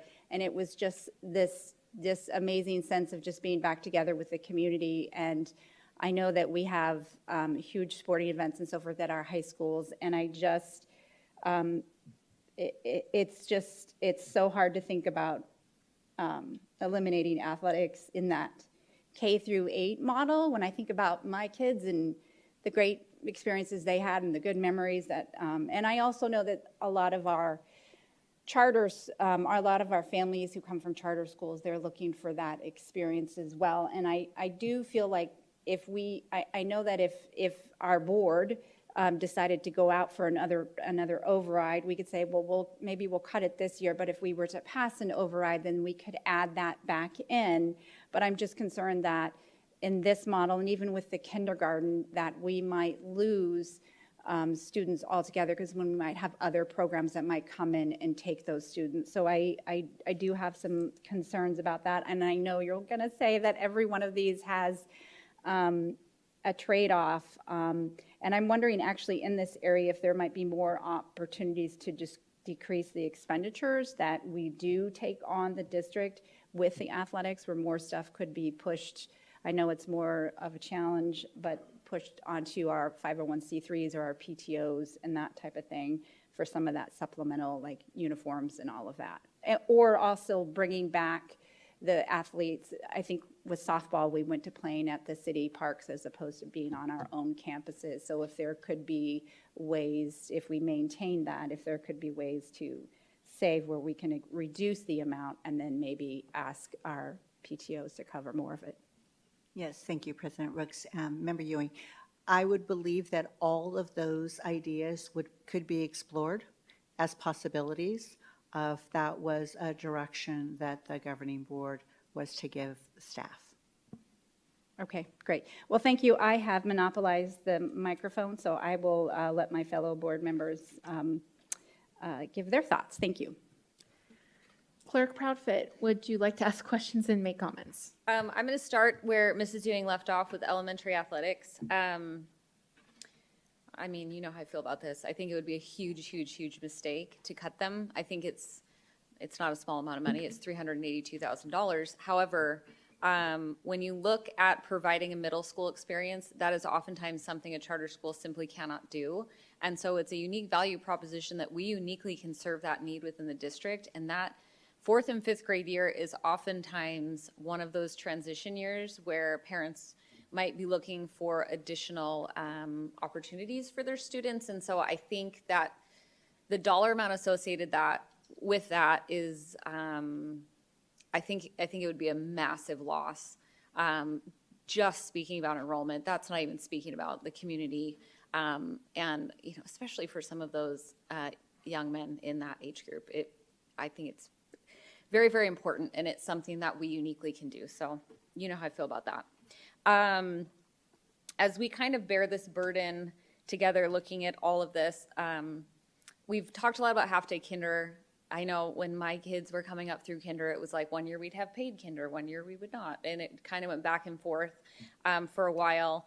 But something was brought up to me today that I hadn't considered. And I very vividly remember dropping my oldest son off to his first day of kindergarten and his backpack being more than half of his body and being so glad that he was in half-day kindergarten. And there are a lot of parents who might opt for half-day kindergarten because they may not want their child in kindergarten full day.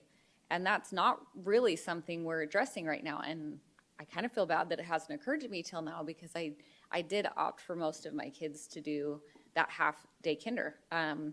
That being coupled with the fact that at the end of the day, we're in the business of educating children. And Dr. Hernandez, totally jump in if I'm wrong, because I literally have not read about this for at least 5 years. But there isn't super compelling evidence that full-day kindergarten is hugely academically impactful over half-day kindergarten. Is that? President Rooks, Mrs. Proudfit. So it's split either way. So I'm currently doing some additional research, getting access to more peer-reviewed journals to be able to get deeper into some of the more current research specific to, and then also we have quite a amount of data here to look at our own students to examine pre and post on how well we're doing. We do know that the studies we've been able to do with our preschool program, that our students who stay with us, start with us in preschool, perform stronger through K1 all the way through up through 2nd grade, outperform their peers who we don't know where they went to preschool or if they went to preschool. So I would assume that some of that would carry over as well into kindergarten, but again, doing further research on that. But then oftentimes, even if you go to like a super academically advanced preschool, isn't by 3rd grade, usually you cannot tell the difference between where kids were educated President or Rooks, preschool? Mrs. Proudfit, for us in our own research here with program evaluation, we've determined that to be around that 2nd grade mark. Okay. It had just never occurred to me that we're not really offering parents the option for half-day kindergarten right now. And so I don't know if the solution is a full elimination or even looking at just some more options surrounding that. And it stinks. It would be awful to not be able to offer something that our neighboring districts did, but it's a very, very large dollar amount.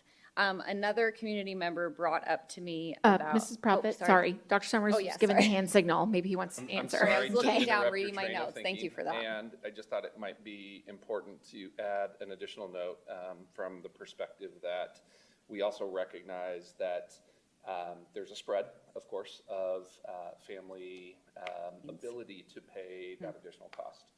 So in addition to what you're describing from potentially an option of perspective, the other feedback that we are hearing is it possible to still offer some assistance for families who may need and require that additional support? So that has surfaced in some of our conversation.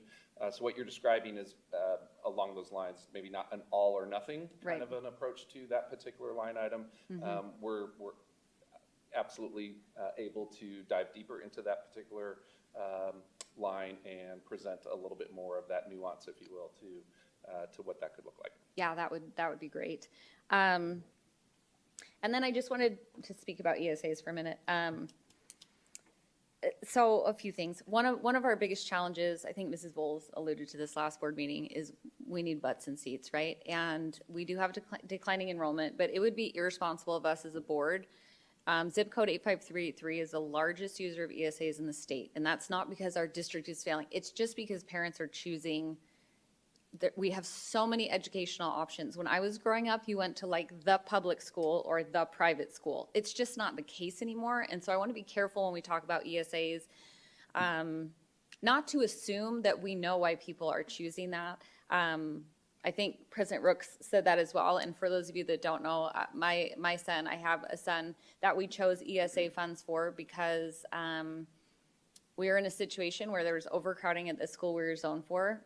Everyone was working as hard as they could, and still our son needed something different. And so that was the quickest way to help my child, was to do that. And so I think we just need to be careful how we talk about it, because the reasons why someone might choose that, it doesn't mean that they hate the school. It doesn't mean that they aren't investing in the community.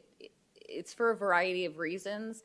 And again, we live in a state where choice in education is kind of our hallmark. That's not going to change. And so as we look to right size the district, I think is a term that's come up time and time again. We're really looking at ways to meet the future that is in front of us. So rather than being idealistic or, oh, how I wish it was, and I think I referred last board meeting to, I would have loved to see Peoria in its heyday, we're trying to really right size the district to address the needs of today and what we can do better than anyone else. And when Peoria continues to educate better than anyone else around, the things that we bring, that ESAs, that private, that charter can't, we are going to attract those students. It's just going to happen. It's going to be magnetic. And so as we look towards that, I don't want to attack this with a fear mentality of, we're losing students, what do we do? We just need to do what we do and do it better than anyone else. And the students will follow. So I appreciate, as we look at all these things, that we just bear that in mind. Thank you. Mrs. Bowles? Yes, thank you, President Rooks. I'll start where Ms. Profit left off. ESA, school choice, I supported campaigning. I will support it forever. Parent choice, school choice should be not a threat to public school. If we're doing better than, as Ms. Profit just described, it's competitive, as it should be. And I think giving parents the choice of bringing their children to wherever they feel fit is, I was going to say the American way, but the bottom line is school choice is something that's important to me and our state, and we have led in school choice in this nation. But along those lines, before I was on the school board, I don't know the exact date, but I think it was about May or June of 2024, there was an article that had come out talking about ESA. As many of the people know in the room and listening, Arizona's been 50th, at one point 51st in education. So we've kind of fought for the bottom, and we're not proud of that. I know that. However, ESA took us from the bottom up to second in the nation. So there's something to be said about that. So on another note, I had to write this question down. I had to find the question first off, because I'm like, okay, how do we say this? But I think if we lead in any decision we're making through this time, that question should be in the forefront of our mind. Are we budgeting on real student and program needs? That's it. That's why we're here. That's why the doors are open. Sometimes I get in the weeds, but everything should lead with that. It's about education. It's about educating students. This district's brought numbers up like ridiculous. Someone mentioned it in the podium. Teachers are working hard because our numbers are up. Kudos to every single person out there. But we should always lead with real student and program needs and nothing else. So I have a couple questions. One is school facility board. Can you, for public information, not dive deep, but just overview of why, or maybe why not, we can sell schools and repurpose that money. So thank you, President Rooks. Member Bowles. So two different things. School Facilities Board. Would you like me to address their purpose first? Please, just Okay. for, yes, thank you. So the purpose of the School Facilities Board, they were back in the early 2000s, late 1990s. They were created to do deficiency.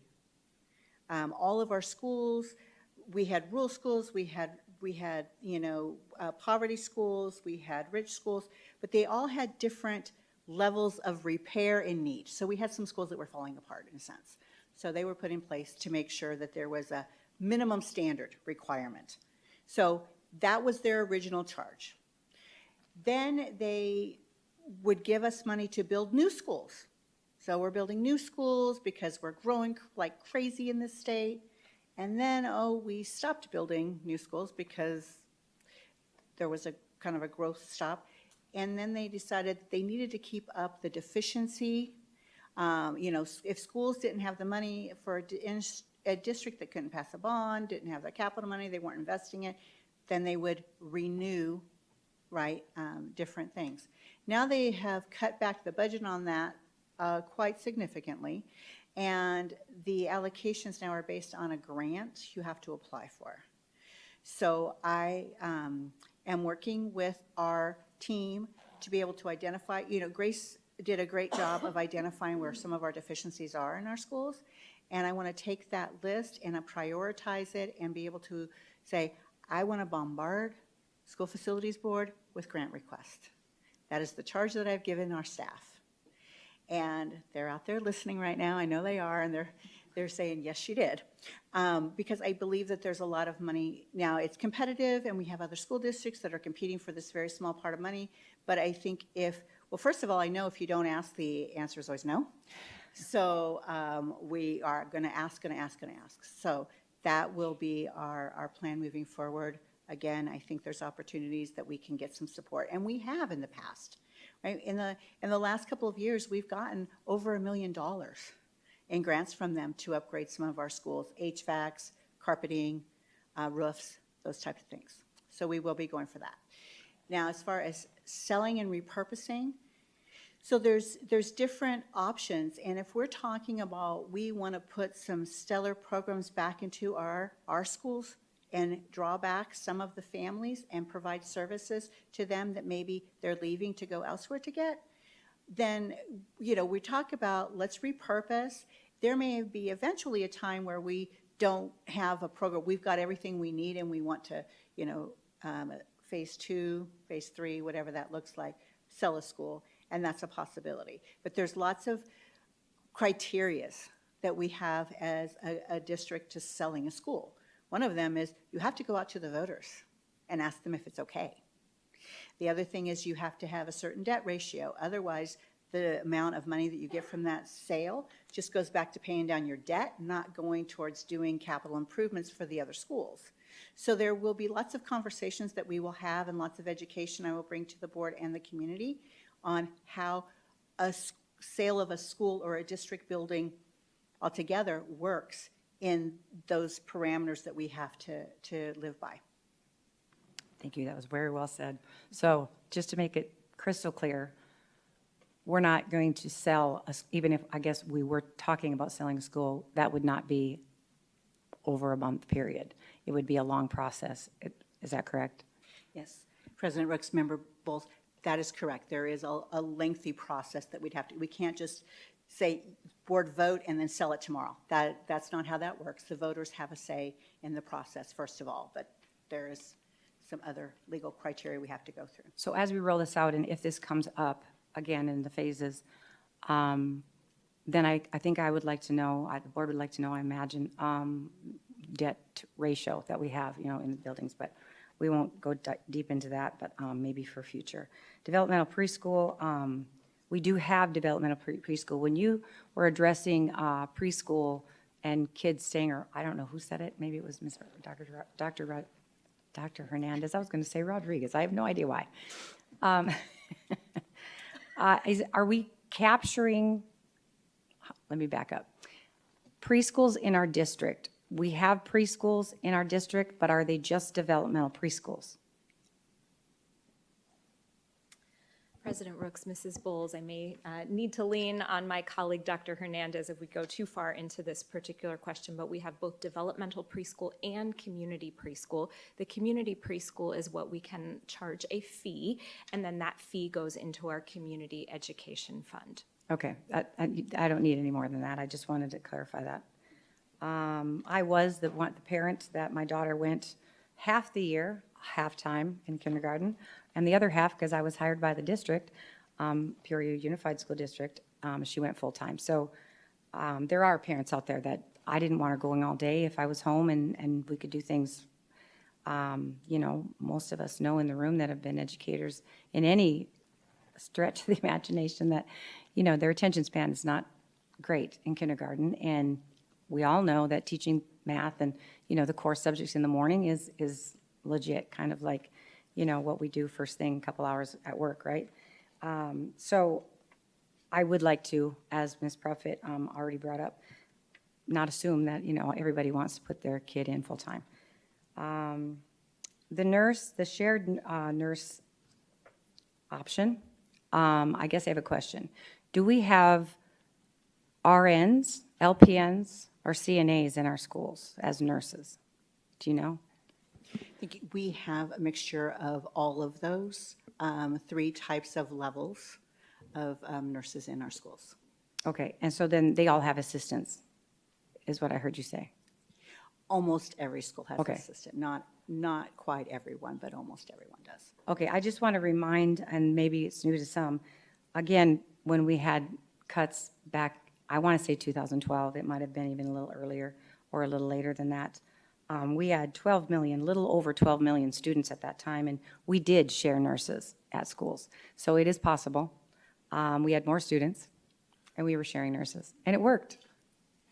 And Dr. Summers wants to say something. Thank you, Mrs. Bowles. President Ricks, Mrs. Bowles. I know Dr. Hernandez has worked very closely with our lead nurse on some of this. I think it might be helpful for her to just frame it in a little bit more detail with some, potentially even some numbers behind that. So. President Rooks and Mrs. Bowles, thank you for that question. So in the analysis that we've done, all of our campuses do have a health assistant. Not all of them are full-time. And so we've looked at, I think the number we were working with was right around 600 students on a campus, and we look at do they have a special education program as well. And so currently we have 14 campuses that are relatively small, and our proposal could be that we could split a full-time nurse across those campuses. We have 14 contract nurses right now, and so as far as preserving Peoria Unified staff, that would be a good opportunity for us to ensure that we're filling those positions with Peoria Unified staff, and the ones that would be eliminated would be those contract positions. If a school was to share a nurse, we would ensure that they had a full-time health assistant. So some of our campuses don't have a full-time, but that would be one of the guarantees we would want to make or recommend to you to consider. In addition to that, we also want to be thoughtful of if the district chooses to go for an override again, and nurses would be a part of that, we want to make sure that whatever solution we put into place for the coming school year is recoverable. So if we go too deep into reducing the number of FTE we have for school nurses, it will be very, very challenging to find those staff again. Our nursing staff is incredibly dedicated. They are passionate about serving in the educational setting. They are a wonderful group who are here for the right reasons. And so we also want to get to that middle ground of ensuring that we have the supports that our families have come to expect and know that we'll be able to provide. So that health assistant combined with the smaller schools having the shared nurse is a proposal that we could put forward. And what you just described is what we literally did, you know, Ben. And thank you again. I have to point out our cabinet is thinking of families and thinking of students and not just making quick decisions. So thank you for that clarification. A couple more things. Can you expound a bit on elementary athletics and what that actually is? Yes, thank you, President Rooks and Member Bowles. So that cost that you're seeing for elementary education or elementary athletics is for the stipends that we pay the coaches. So that is what the district contributes to that. And then what age group would that be? I would I believe defer. it starts 5th through 8th grade. 6th through 8th grade. And so at sixth grade, if it starts at sixth grade, what athletics do they play in sixth grade in our school? So we have basketball, we have volleyball, we have baseball, softball. And I think Track. Volleyball is new, or no, soccer's new. Yes. Flag football, Flag football, cross country, yes. cheerleading. There's probably more than what we're even thinking. I just wanted, again, for clarity, I remember very well. My daughter played basketball. My son was in football. We won the district championship. But in the mix of all that, the PTO, and the moms are no longer in the room, I don't think, but the parents in the community, I raised money just for the bottles for them to drink water. So I want the public to understand that that is to pay the coaches, not necessarily for uniforms and all. No, that unless it's changed, there was really never any money. We had to raise that through PTO. So thank you for that, President Ricks, Mrs. Bowles. Probably the only thing I would add to that specific line in the event that we are in a position where we no longer can fund from our general or operating budget. The risk that you would have by saying, hey, the cost could be incurred by certain PTOs is that I don't envision that every school would be in the same position to Right. be able to fund. So that is just one of those aspects that we would have to consider.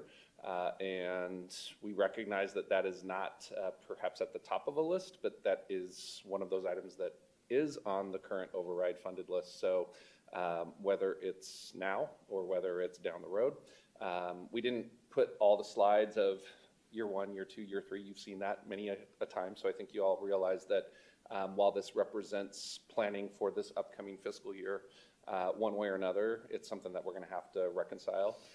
And it gets back to that bigger conversation of when an override and some of those details as well. Thank you for that, Dr. Summers. To be clear, I'm not saying that clubs should take over that cost, because I don't think it's feasible. And you're absolutely right. In other, some of our schools that's feasible, some that are not. However, thinking outside the box a little bit, and a parent of 2 athletes, the clubs out there are already equipped to have coaches, and so just thinking outside the box, that we could still possibly have these programs that I think kids truly need. It's not the end of the world if we have to start a little later. But if you're a parent of an athlete, you typically start them way earlier than that anyway, and that's through clubs in the community. So maybe partnering with some of those clubs. I know at one time Centennial, I can't remember who it was now. Oh, it was Pop Warner. They worked together for uniforms, and even Arizona Christian, they inherited the Cardinals practice uniforms. And, so there's ways to join, with community clubs we're already using. And thank you, President Brooks and Member Bowles. Just to, expound upon that, we have talked about that as an option to partner with some of those clubs. And there is an expense, and, not all families can afford. The other thing that we can do to supplement, and why this is the coach cost, and you mentioned the equipment and the uniforms, that's funded out of capital money. So we do contribute a portion of our capital money to these programs as well. So you don't see that on here because we're talking about M&O right now and not capital. The other area that can support some of these extracurricular and these athletics is tax credit. Tax credit, tax credit, tax credit. For all of you who are preparing your taxes right now, it's not too late, just do a plug, to contribute to Peoria Unified and our schools and still get the tax credit on your state income taxes. So that is a way that we can fund athletic programs, and that is a way I would like to promote that as well, to be able to give back to our students in that way. And I will add to that, I too was one that contributed, and if it's, correct me if I'm wrong, because it's been a number of years, but I was able to earmark the money to go directly to my child's team. Not 100%, we won't get into the weeds with that, but so parents know that. You can, my child's team needs water bottles, or they need uniforms. I want this money to go, directly toward that. Is that something we still do? Yes, thank you, President Rooks, Member Bowles. Yes, when the community donates their tax credit dollars, they tell us, I want this to go to football, I want this to go to baseball, I want this to go to dance, I want this to go to drama. They have all of those options of things that qualify, or they can just say, wherever the school needs it the most. So the community does have the option. Thank you. Yes, thank you for that. I don't think I have any more questions. Thanks. Mr. Toby, questions or comments? Thank you for pouring over the numbers. I know you guys have combed through it several times, up and down and sideways. I had some questions going through the data myself, and hopefully we can get some answers to the questions. But the reclassifications from assistant principals to teachers on assignment, are we going to be impacting those folks as far as the actual dollars and cents, or is it just the bucket of money that we will be transitioning from? Thank you, President Rooks. Member Toby, there will be an adjustment in their salary. It's a different salary schedule that teachers on assignments are paid from than administrators. So it is a little bit of a paycheck adjustment as well. They would qualify for performance pay that the teachers qualify for, so there's that offset. But yes, it will look a little different. And just to piggyback, it will also require a revised and updated job description, new title, new days worked proposal. So yes, it will have a tangible impact to pay. Sure. President Rooks, Mr. Toby, I'd also like to add, just for clarification, that not all assistant principal positions would be converted to TOA, and TOA is essentially a holding spot for what that title would actually be, with a goal to be really anchoring into instructional support. That position is dedicated to supporting the instructional work of the school, their improvement planning, and supporting and evaluating the strategies and their effectiveness, so really anchoring into much of the skill that our current assistant principals already have. But yes, those pieces on the compensation would be accurate. Yeah, thank you for that. The credit card processing fees, how much is that really on average during a year that we incur that we could try to recapture? Thank you, President Rooks and Member Toby. We are still working on those numbers for you. So I don't have an exact amount of what that looks like. I'm looking at my director of procurement, and she doesn't work in. So I have an accountant working on that, and I will provide that information to you in a Friday update. Okay, but for now, there's no ballpark figure. There's just still working on the tallies. Yes, sir. Okay. And as far as thinking outside the box, I know you said that you like grants. I think I forwarded one of the grant opportunities, the Gila River Indian Community, specifically under the education heading. Have we explored that before? And is that something we look forward to this year to hopefully put in for? I am not familiar if we've explored that before, but we are exploring all grant options and what those qualifications are. A lot of the grants are competitive and require certain level of support or contributions. So we'll, as we get those individual and several of our board members and community members have sent those opportunities, and I have our grant specialists looking at them all. Great. And then looking over the staff engagement summary in the different categories, thanks for breaking it down as far as the different categories, as far as the, what I'll call the red light, yellow light, green light sections here. Totaling up the staff supported measures under the staff engagement summary, it looks like that totals about 9.8 million for what is supported by that survey. And then the medium risk accounted 8.9 million, which would give us 18.7 million. So we're a little bit short of that $21 million goal. What other ideas to make up that shortfall? I mean, obviously we're not making any decisions tonight, but hypothetically, if we were to go with the green light options and the yellow light options, staying away from the red light options, what other ideas could we have to make up that 2.2 million? Do you want to go first? I'll take that one. President Ricks, Mr. Toby,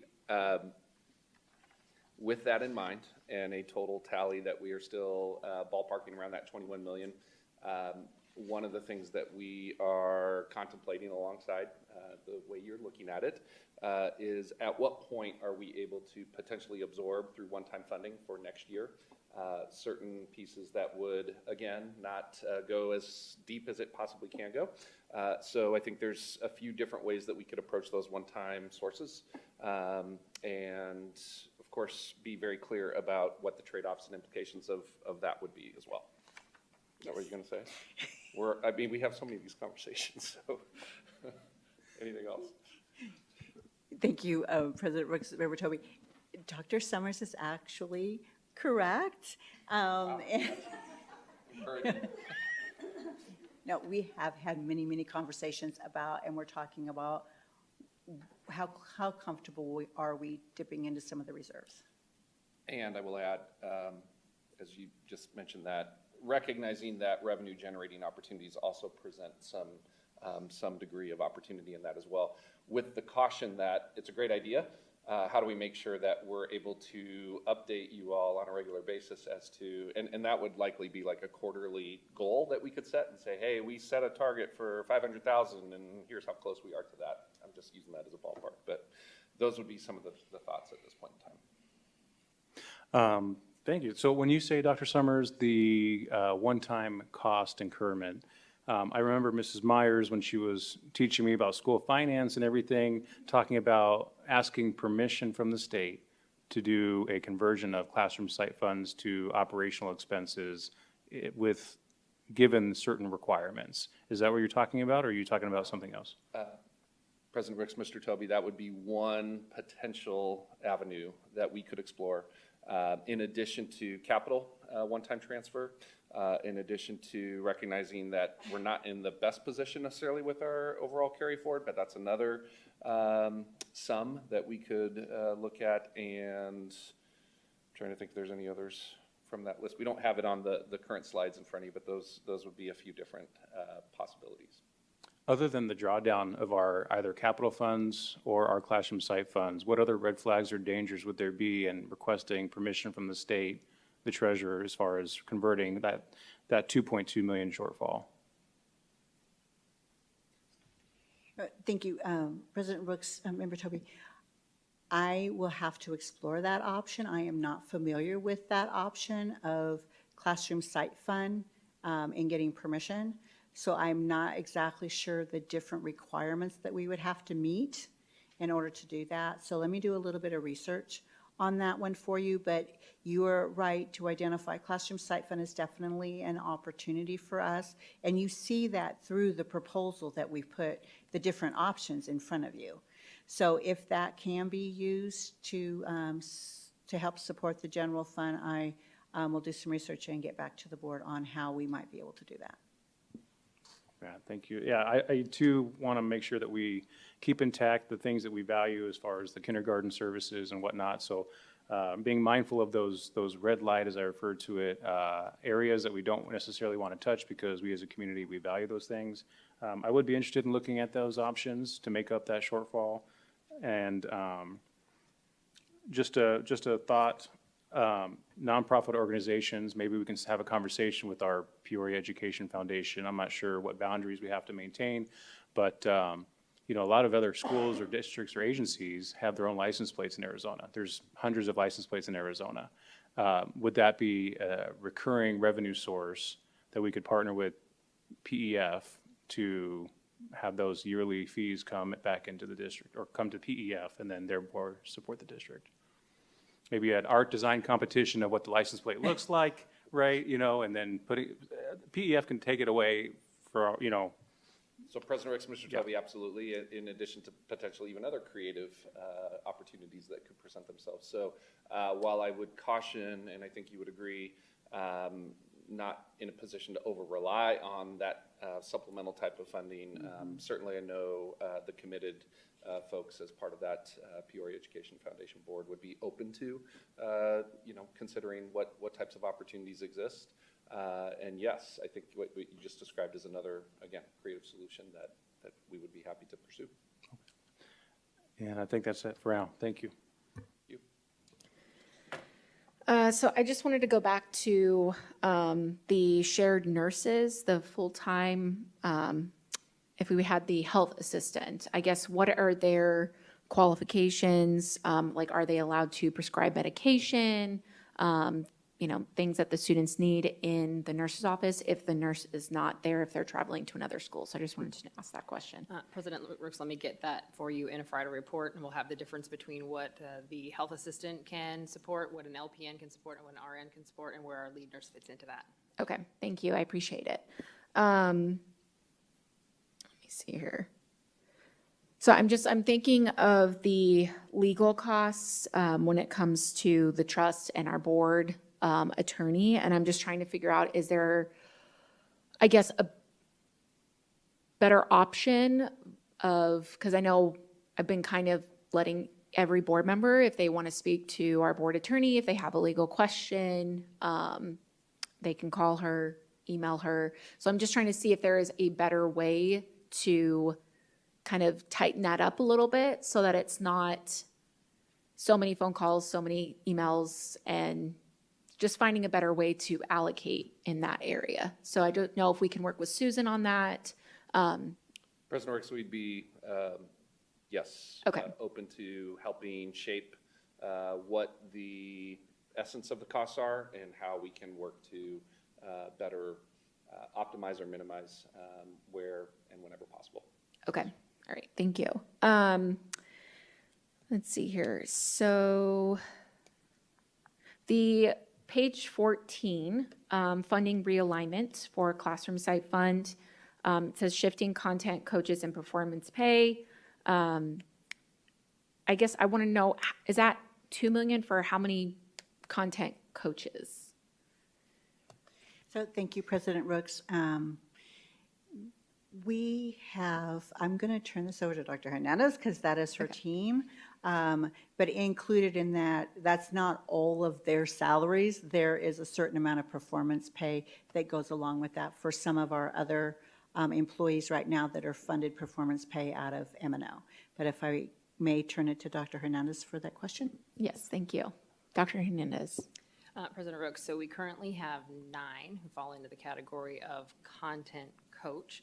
And so what is your specific question around their funding, the total amount from there or the alignment to their position to the funding, just to make sure I understand? Yeah, I was just wondering why it was at the 2 million mark. That's what I was just kind of asking that question on it. So, yeah. Yes, thank you, President Rooks, because I've added performance pay for others. So that's why it says, so I see how it's misleading. Okay, that's what I was like. It says shifting apologize. content coaches and performance pay, so I don't see another. I apologize Okay. for that. I took 2 items and I combined it to one. So I will. Okay. We have separated that in some of the other documentation that we've provided the board, but I will be more than happy to share that information with it separated so you can see that exact amount for Okay. those particular staff members. Okay, sorry, I was just clarifying there. Okay. Yeah,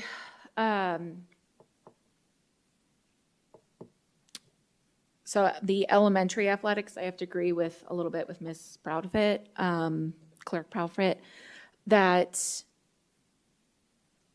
I just wonder how that would look with cutting that, and if it is such a low amount, looking at something else. And so this is where it comes into, and it was brought up earlier about spending money on lobbying.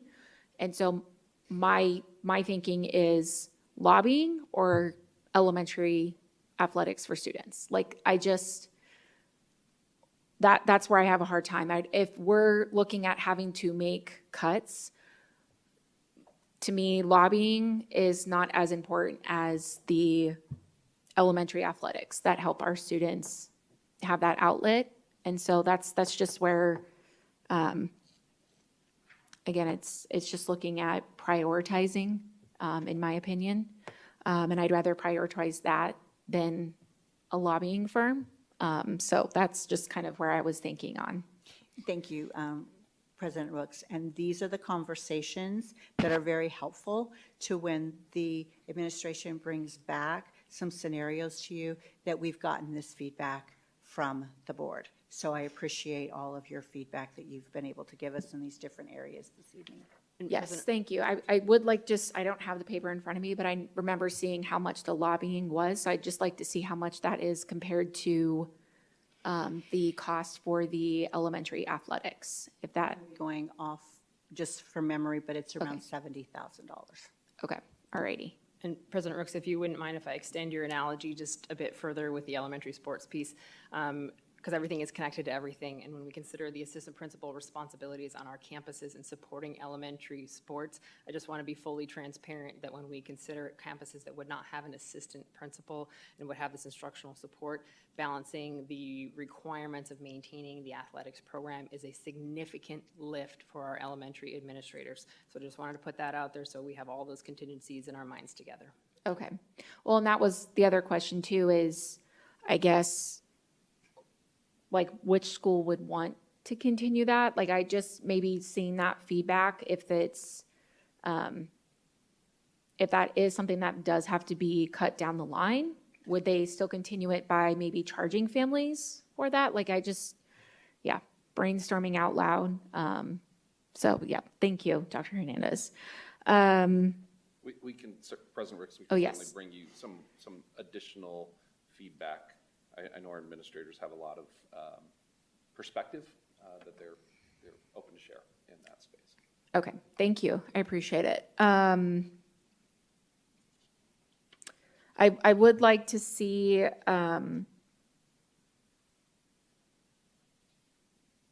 I can ask for this at the end of the selling of the DAC. What is the legal requirements around it? Also, what was mentioned before, selling of a school, what is the legal requirements around that as well? Just to see if that helps with anything in our budget and our vision for moving forward. President Yes. Ricks, if I may. Yes, we are researching that currently. I just had a phone call yesterday regarding what those parameters are and how that would look and how that process would look. So I am prepared in bringing some information back to the board, or I can provide it in a Friday update for you to kind of lay out how that process, if we decided that we wanted to sell. Okay, all righty, thank you, I appreciate it. I don't have any more questions right now. I appreciate you guys putting this together, breaking it down, not only for the board, but for the community. And I see Dr. Hernandez waving me down, so I'm going to go to her and then I'll come back. Go ahead, Dr. Hernandez. Thank you, President Rooks. I just wanted to circle back to a comment that was made earlier from slide 15 relative to the master schedule optimization. It's labeled as specials master schedule optimization because it impacts specials the greatest. But I want to return us back to 2 weeks ago, our conversation around this is absolutely academically driven, and it's been a 2-year study. This project and this recommendation is not driven from an M&O override not passing. So when we started studying how our minutes of instruction are utilized and really prioritizing ensuring that the academic core that we're held accountable to for letter grades and reading, writing, math, and science had that priority. That's where the scheduling piece really comes from, as well as concerns that were raised about, from, remember I talked about the 90s, great decade, however, long time ago. And our schools were relatively the same size then, so having a master schedule based on a 6-day rotation from the 90s when most of our schools were the same size made sense then, but we have to right size with where we are now with our current student population and across our schools. The other piece I want to remind us about is the feedback that we had from the Arizona Department of Education 3 years in a row where they have said to us, we were conditionally funded for our Mauer last year because our schedules weren't clear enough on how we are supporting students with reading minutes. And so the work around master scheduling optimization is focusing on prioritizing the number of minutes reading, writing, math, and social studies have first and foremost. It doesn't mean that we don't value a well-rounded, but we want to make sure that the specials opportunities we provide to students are the most meaningful. Every school will have the opportunity to offer TLC, PE, music, art. I know I'm forgetting some, so sorry, friends. But they will have those opportunities. They will just look a little different than they have for the last few decades. So just wanted to put that out there. Yes, thank you, Doctor, because I actually wrote that down because I saw your head. You were You're very telling. I don't think you'd play poker very well. So I did write that down to come back to that question. So thank you. I appreciate it. I know that it was brought up a lot about, from fellow board members about ESA, and I have to agree that, my sister actually, her kids were in Dysart District, and she was on the PTO. She was totally involved in everything to do with her children's schools, and loved it. And she actually went to Peoria Unified School District. We both went to Sunrise and Frontier. But she made the decision for her family and their scheduling and all the different things that were going on to utilize ESA. But in no way does that mean she doesn't support all the years that she was supporting where her children were going to school. It just worked for their family unit. And so I have to agree with Mrs. Proudfit, and I think Mrs. Bull said it, that we don't really know. We can't assume the reason why. And so I don't want to keep pointing at them and blaming them for whatever circumstance that they have of utilizing that. And I would rather just look towards Peoria Unified and focusing on the students that we have currently. So that was what I was going to just finish with. So Mrs. Airy, if you'd like to continue. Thank you, President Rooks. Actually, Ms. Airy? I'm sorry, I had just a couple more questions. I know I took the mic okay. a long time, but just before you go on, I promise they'll be quick. One thing I forgot to ask about, I believe APS, there's a potential, they keep talking about, I think it's a 14% increase, and have we figured that into what we need to allot for that? Yes, thank you, Ms. Ewing. And yes, escalated costs are going to be a factor for next year, and it has not been in the proposals. Those escalated costs would probably dig into our carryover, as you've seen it decline, and that's kind of been some of the things. But we are looking and exploring options for energy savings that we could put in place to help minimize some of that. So those are some proposals we're also looking at that we'll be bringing to the board information about possible energy savings cost options. Okay, great. And then Dr. Hernandez, as we look at nurses and all of that, I'm assuming we're bringing in the variable or the factor of like some of our campuses that may be higher acuity needs in terms of nurses on staff there. I know, like, I have a sister-in-law that she's a nurse on a campus in a different district, but she has a lot of high acuity needs on those schools, and that helps to drive a staffing need on that as well. So I'm assuming that's a part of it as well, not just number of students. President Rooks, Mrs. Ewing, so certainly, of course, looking at the student needs across all of our campuses and where we can support, and then what we're required legally to be able to provide versus not provide, so that we are ensuring that we are providing what we can, where we can, how we can. Okay, great. And then, Mrs. Rooks, you had the question about the pricing for lobbying. I just happened to bring this sheet, so I just wanted to let you know that at least the line item in the one that you provided to us, it was $27,025, just so you have that number, as I think you were asking for that. And then I just wanted to add that I believe that, because I was looking into this, but I believe that for liability purpose and so forth, that you can't have school sports solely funded by PTOs and so forth, because there's some liabilities there, and I don't know that maybe that's partly like if we're not the funding of it, how can we show our students are safe? Is there some insurances and so forth? And so I thought that I read that with sports you can have supplemental fundings, but you can't have it fully covered by an outside organization if it's considered a district sponsored sport, I thought. Yes, thank you, President Rooks. Member Ewing, there are some stipulations for liability, and there are some ways that the funding would be donated to the district, and the district would pay the staff, that we would be able then to run it as a district. It's just the funding sources. It would be a donation. But again, as we mentioned, not a sustainable probably method, and it would create different types of programs on each campus based on what they're able to raise in that area. Okay, thank you. That's all. Okay, I just want to check in with my board members. They might need to use the restroom, so can we just take 5 minutes, Miss Ari? I apologize. Okay, thank you. We're going to take a 5-minute recess.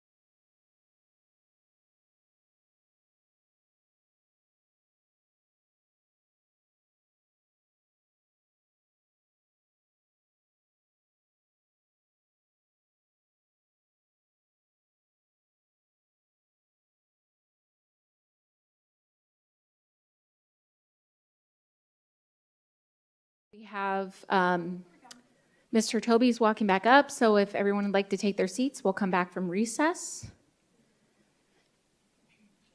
And Mrs. Sari, if you'd like to start. Well, thank you, President Rooks, members of the board, cabinet, and guests that are here with us. I am here this evening to share more about the public input and engagement related to our current fiscal reality. Some of what I'll share with you this evening, you'll hear me reference again in Agenda Item 7.2 related to the proposed school closures, repurposing, and boundary changes.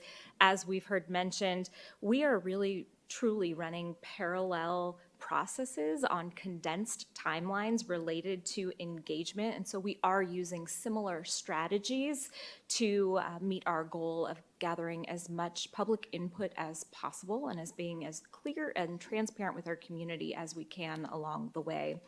Much of the context related to our current reality can be found on the district's website, which was launched in November. This was launched following the loss of our M&O override. Even before a formal public input process began, we did include information on how our community could begin to weigh in on some of these very tough decisions that we knew would be in front of us following that November election.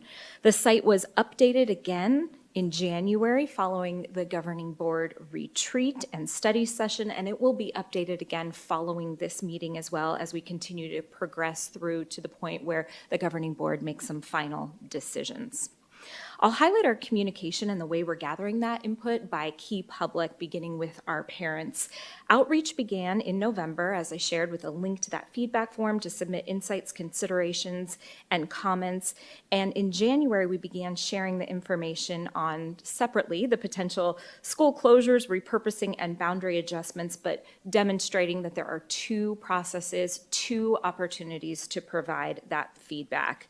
We have a couple of specific parent connection events that are coming up, both of which provide us with a really good representative sample across our district schools, across the geography that we spread, representing both elementary and high schools. So I know we all look forward to connecting with parents at some of those upcoming events that we'll have scheduled. And we have opportunities for feedback and discussion included at the events that you see listed here. Of course, we'll get all of those dates out to our governing board in case you're interested in attending any of those events. Next, I want to touch on and talk a little bit about students and how they're included in the process. While they really, truly are central and most important to all that we do, we're really mindful to include their voice in a way that is both age appropriate and being cognizant of the fact that we don't want them to feel like a burden as we talk about all of the financial aspects that go into their education, really and around such a heavy topic. We provide them with an opportunity to weigh in by collecting feedback from our principals. They truly are the ones that have a pulse on what's happening on their school campuses and in their community. So we do really rely heavily on them to bring us feedback on behalf of their students. And then our student leaders, and we have already had one touch point with our student leaders, touch points with our student leaders, and we do have another one coming up in February that isn't listed on this particular slide, but they represent that student body and they provide us with really good insights as we have opportunity to connect with them. Our community, as you can see here, we're connecting with the broader community through some scheduled meetings that we have with local community leaders. Many of these are opportunities that we have on an ongoing basis, and we're really just shifting the focus of some of these meetings to highlight this truly is one of the largest initiatives that we're tackling and as a school district right now. And so we want to make sure that they feel informed and aware, not just providing that feedback, but if they're approached as community leaders and there are others that have questions about what's going on in the school district, most of these connection points that we have with them when we meet with them, we like to kind of share a similar mantra. We're all serving the same community, especially with that faith and community council. We want to make sure that we're doing so in step and in a way that we are collaborating where we can. We also have some communication that we're working on that is in progress related to some digital outreach to our community. So those that can't attend these in-person events, maybe that don't just stumble upon our website, but we'll be sending out some information to some of our nonprofit partners, community partners, any that cannot attend our local chambers, and certainly any of our legislative districts that want to have some of that information. We want to make sure that that reaches them as well. And I know a number of our governing board members have connections to different legislative districts, so certainly, hopefully you'll be able to pass those along as well. Look for that to come out hopefully by the end of next week. We'll have some of that information put together with the links to those feedback forms. And then I'll conclude or round out with talking about staff and the really extensive work we're doing to engage our staff. The positions you're hearing us discuss and that you had an opportunity to ask those questions about, there are people behind those positions. They're the ones that are doing the work every day, that are serving, leading, operating our school district. And so oftentimes they provide us with insights on the job that are really important as we're making some of these decisions. Many of the roles in our district are also directly related to either federal or state laws, and so they're positions that help to keep us in compliance with much of the work that we're doing. So it's important that we take all of that consideration and feedback as we're making some of these decisions. So we've provided some direct communication to our staff. We'll be continuing to do so and continuing to remind them to weigh in. We had, and some of the feedback that you have referenced and attached to this item that I'll let Mrs. Rodriguez speak to more specifically here as I conclude, is from our budget team and employee engagement council meetings, and I know we have an additional touch point that we are looking to schedule with them. I will turn it over to Mrs. Rodriguez. I think her next slides kind of play into some of what I shared, and so I will let her kind of guide us through some of that. I know we jumped ahead to a little bit of it, but she may have some additional points that she wants to reference. Thank you, Ms. Aries.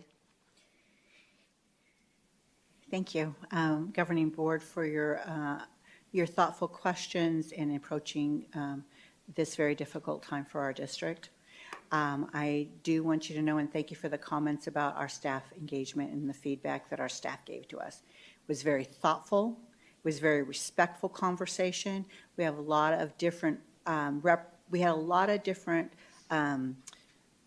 representation across our staff in this meeting. So some of these conversations that we're having impacted the people that were in that room. So, but I was so impressed with that team, with that whole group, how respectful they were, how thoughtful they were, how they asked each other questions. We had a lot of conversation. They were in small groups, and you know, I shared much of the information with them that you have seen, the public has seen, and then we broke down into small groups and had conversations. And the way that they've looked at these things, you see it in the staff engagement summary that's in the board report. But we said, let's talk about, we're going to give feedback to the board. The board wants to know how our school community is feeling about all of these different things. So we broke it into, here, board, if we need to cut, we know we need to cut, here's some of the areas we could support you in. Then I asked them to, okay, we can live with these cuts per se, but caution, because there are, as we identified, there are going to be trade-offs on all of these things that we're talking about. And then they had, as you had mentioned, Mr. Toby, in your comments earlier, there are some, please don't touch these areas. And so just the general feedback, they had some high support, manageable risk. For those of you in the community who want to see a more detailed list, that's available online, but I'm just going to kind of touch the highlights. So they said, behind the scenes, improvements, efficiencies all day long, that's not disruptive to student learning. And what I have shared with you in my role in working with our departments, efficiencies, wherever we can manage those. So operational things, consolidating bus routes, centralizing registration, optimizing energy use, as we mentioned earlier, always reviewing the vendor contracts, reducing overtime. So all of those things they said, okay, we can support those. And then, of course, increasing fees and going out for grants and ESA dollars. Their area of cautions were things where we talked about this damaging the morale of the staff that is left. How do we minimize that? How do we, and are transparent in communications, and that's what we hope that we're doing with these conversations we're having with you, with the community, with our staff. Scheduling, staffing scheduling, we know there's going to be trade-offs, but they, okay, let's move with caution in this and make sure we're thoughtful about the implementation. That is one of the things that we're committed to, thoughtful. You heard Dr. Hernandez, how thoughtful we have been to make sure there is still support on the campuses for our students and our staff. And then the reason that these were cautioned is because of the labor, the staffing implications that it has, and the complexity of some of these things to actually implement. Then the last area, here's their please don't touch. These are some of their things that they're asking the board when they're making their considerations of where we might need to make some adjustments. Use strategies that don't impact the student learning. And thank you, Member Ewing, you mentioned that. That needs to be on the priority list, and that will be added to one of the board's directives. Protect student achievement as much as possible. And then there's just some of the honors of, maintaining teacher compensation, the retirement benefit that you have all come to know as something that we probably legality-wise is not on the table, and hard to fill stipends. And then if we can do this without a RIF and do it through attrition, that would be their ask. So I'd like to move on to kind of what happens next. If Dr. Summers would, unless there's some questions you'd like me to entertain about the feedback. Mrs. Ewing, do you have any questions? I just have one. I won't make it Yes. long. I know I've had. So this is just timing-wise. I remember we have, if I'm thinking of the calendar, for the item prior, we're on 7.1 still. Okay, right. Sorry. We're looking. So 7.2, I know that we are looking at getting all of the community feedback from those Google forms, right, on like March 11th, just before that, right? But we have another Google form that's related to everything we've been talking about here. Do we have a sense of when the board will get all of the feedback that's coming through to that? So President Ricks, Mrs. Ewing, what I'd like to do, it might be helpful To maybe wait till 7.2 to ask that pertinent question. Would that? That's okay. Actually part of the answer. And the very next slide. Okay. All right, I'm sorry. The timeline from a decision readiness perspective.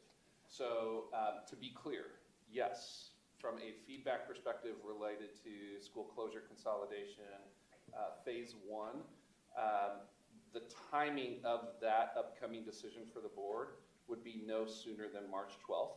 We, in an effort to collect as much feedback from the community as possible, including the public hearing, including the community forum, I don't want to steal Mrs. Aries' thunder, but essentially that timeline is the track that we're on from the February 19th public hearing community forum leading up to that March 12th timeline.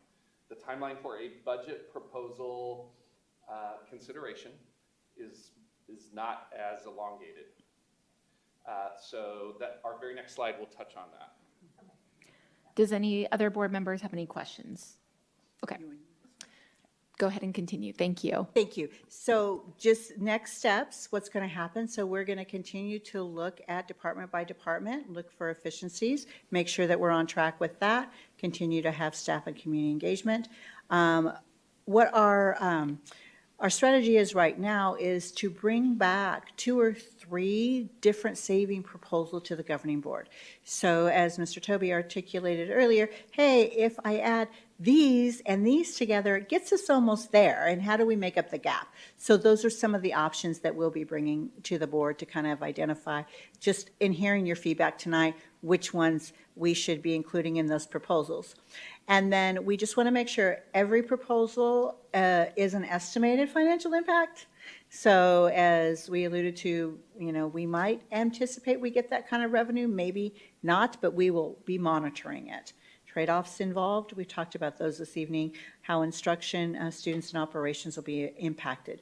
That's going to be part of this conversation and part of the proposals, what we have identified. And then just to reiterate to the public, all these proposals will be discussed in public just as we have been transparent. No decisions have been made. These are just strategies that we're presenting to the board. The board will have the final say, and the community will be aware of when these conversations and decisions are going to be made.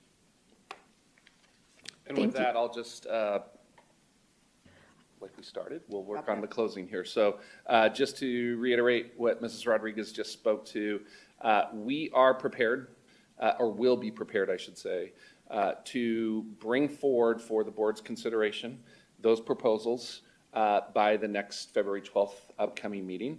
The question really behind that or around that will be how ready would the board be to take action on any one of those proposals. And what we're proposing as part of that proposal is that February 12th could be, if the board felt ready enough, the earliest that you could potentially approve what we believe represents the essential categories of what we would be prepared to implement, because we know that there will be staffing implications, of course, with many of these items. The latest that we would recommend the board considering that approval of any number of those proposals would be the February 26th meeting. So we're calling that an outer bound meeting.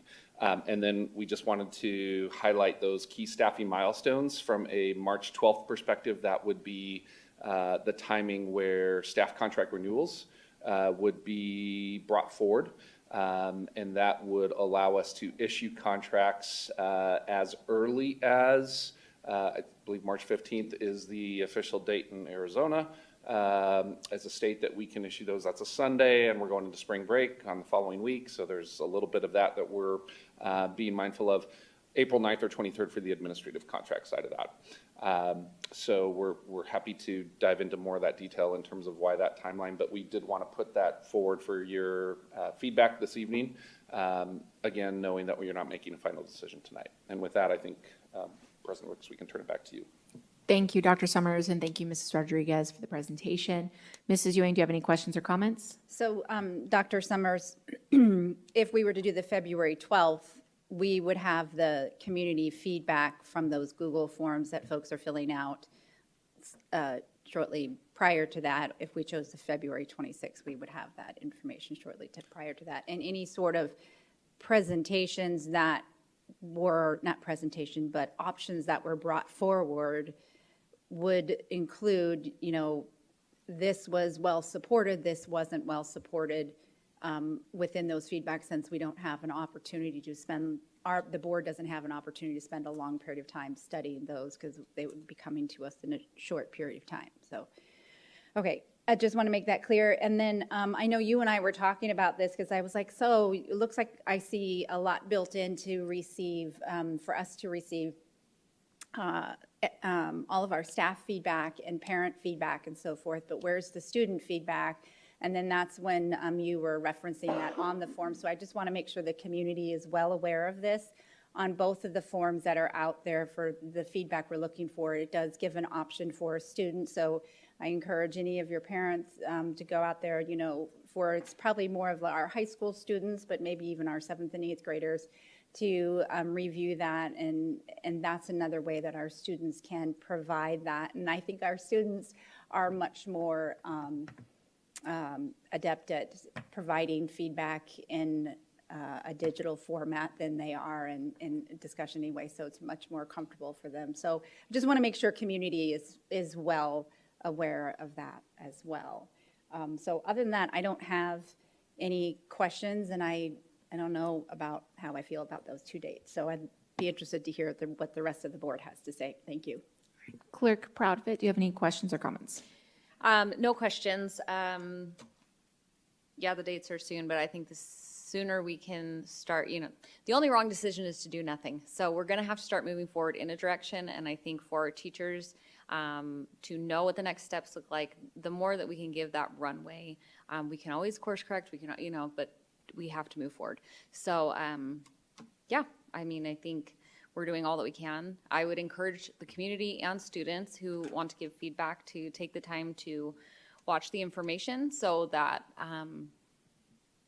they have the information to have a really informed opinion on what we should do, because that will be very, very helpful, is just so we're all on the same page with the information, and then we can work together on making decisions. So thank you.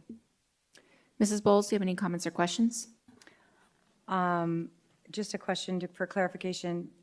You were nodding your head, but is it that we will have that data before February 12th?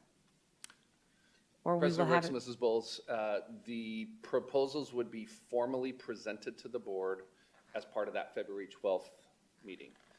We will be actively working on presenting and continuing to collate all of the data.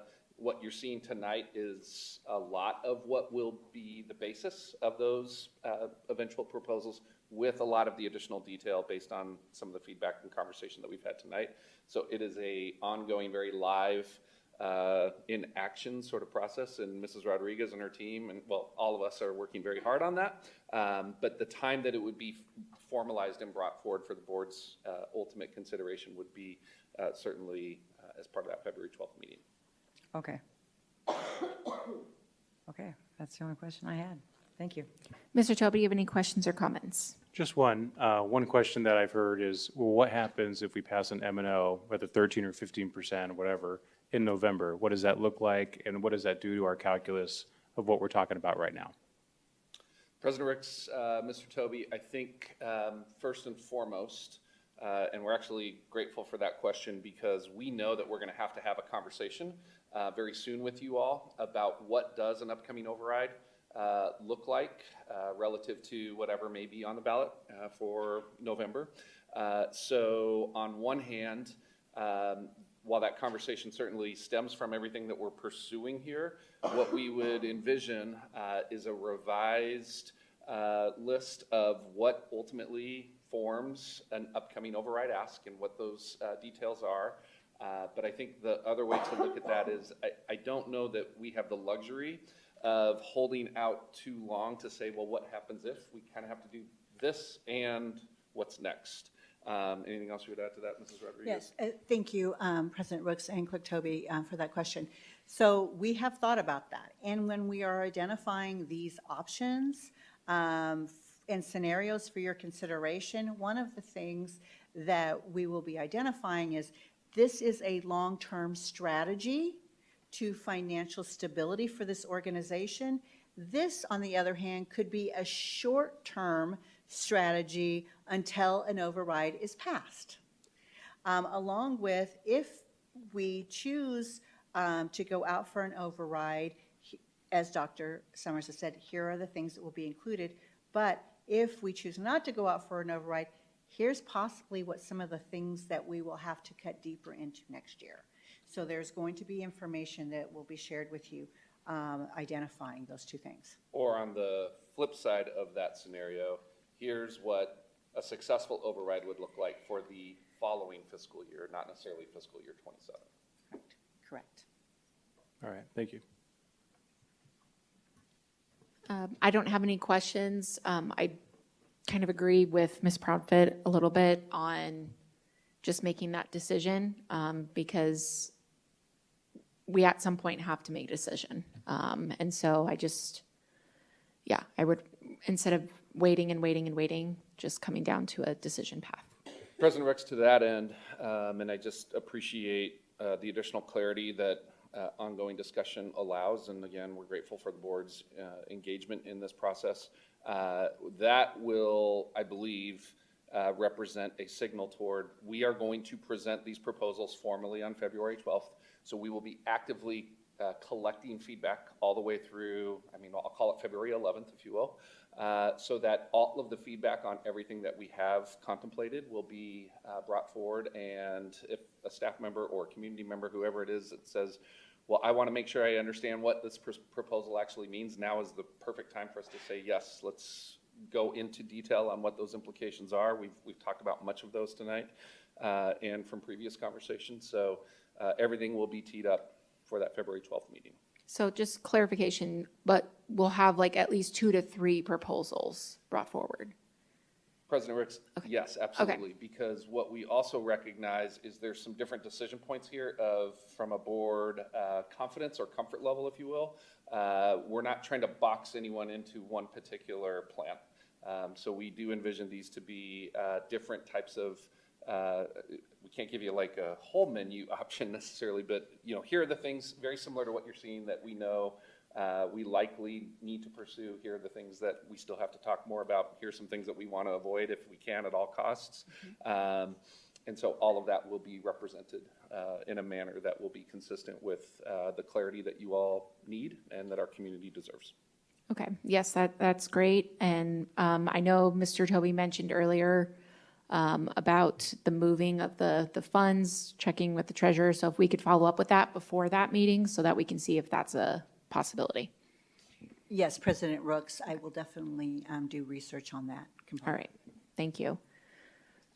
Thank you, Dr. Summers and Mrs. Rodriguez for the presentation, and Mrs. Ari as well. Moving on now to 7.2, update on community engagement and public input process for potential closures, repurposing, and boundary changes. Mrs. Ari, welcome.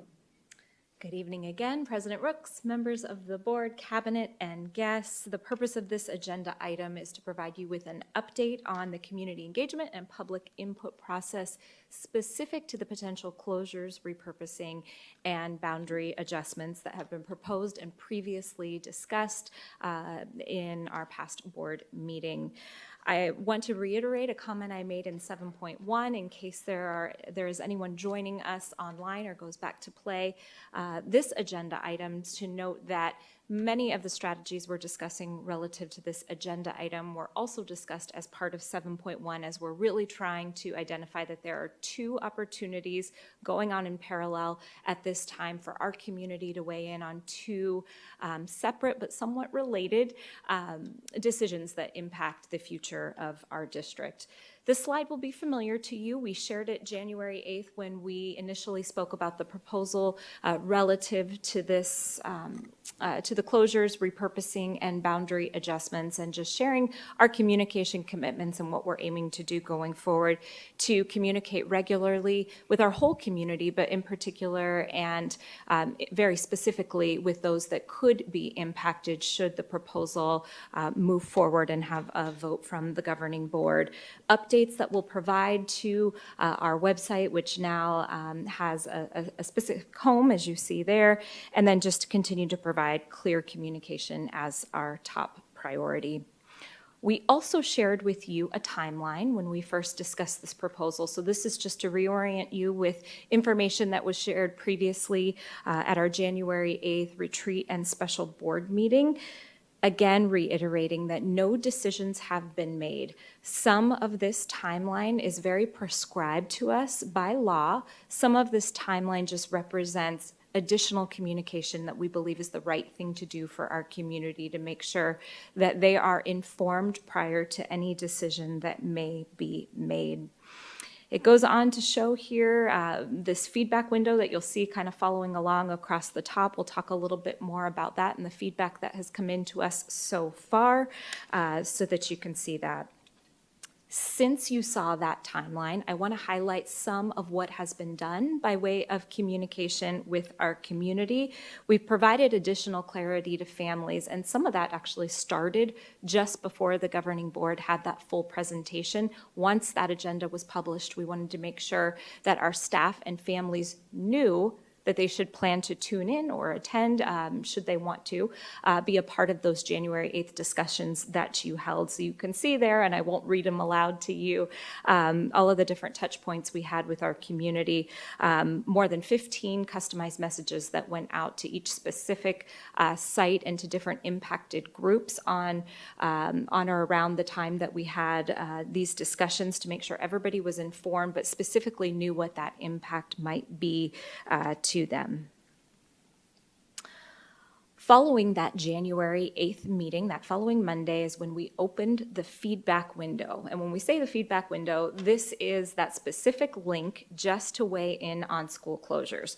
Now, I want to make sure to share that anytime we are receiving a message that's coming into the entire governing board, or should a community member reach out to any of you specifically and you forward it to us, we are manually adding it into the feedback. So we want to make sure that our community is not limited just to that link and that fillable form. But if we receive any comments in any way, including those that are sent to us by mail, and we have had some, we are also adding them into that feedback window. The central place for all the information related to all of the proposal and all the changes, that's all housed on peoriaunified.org/school changes. This is being updated regularly. It includes both the timeline, boundary map, should that portion of the proposal be included, some information relative and specifically related to the academic experience that our students would receive should these proposals be approved. You can see the maps that are loaded up there, all the way down to the frequently asked questions that are included by area and listed on the website. Additionally, we shared with the governing board that we are monitoring the comments that we're receiving, and as we're seeing some questions that need addressed or some repeat concepts that we really feel like we need to do a better job of addressing, we are updating the frequently asked questions section. It will have a section that says questions added the week of, and then we'll add in the specific date. Make sure those are at the top so everyone who is reviewing this site knows what is new information that is added. We shared with you a couple that we saw needed some clarification and that were added just last week. And then after they're up there for the week, we'll move them down again into their respective areas. To date, through the feedback process, we have received about 25 comments, and those continue to come in, and we're adding them in as we receive them. And again, those do include those that are coming in through direct mail and that are received to us. I'm going to transition now to one of the next steps in the process from what we've done to what we will be doing going forward. Soon, mailboxes across the school district, not just in those areas impacted, will receive a postcard that looks something like this. It is a lot of legalese per the attorneys that reviewed this postcard, so we're required to use this language to inform our community of the public hearing and community forum that is taking place on February 19th. So we're hopeful that everyone will watch in their mailbox for this to be received. This isn't enough for us, so we will be sharing some direct messages with staff, families, and the community to make sure there are multiple touch points and that they're aware and have the opportunity to attend that public hearing. Again, this is in accordance with ARS 15-341, 32, and 37, that we will host this public hearing and community forum, and it's specific to closures and boundary adjustments, and that's why you see those specific schools that are being considered for closure or boundary adjustments listed on the postcard.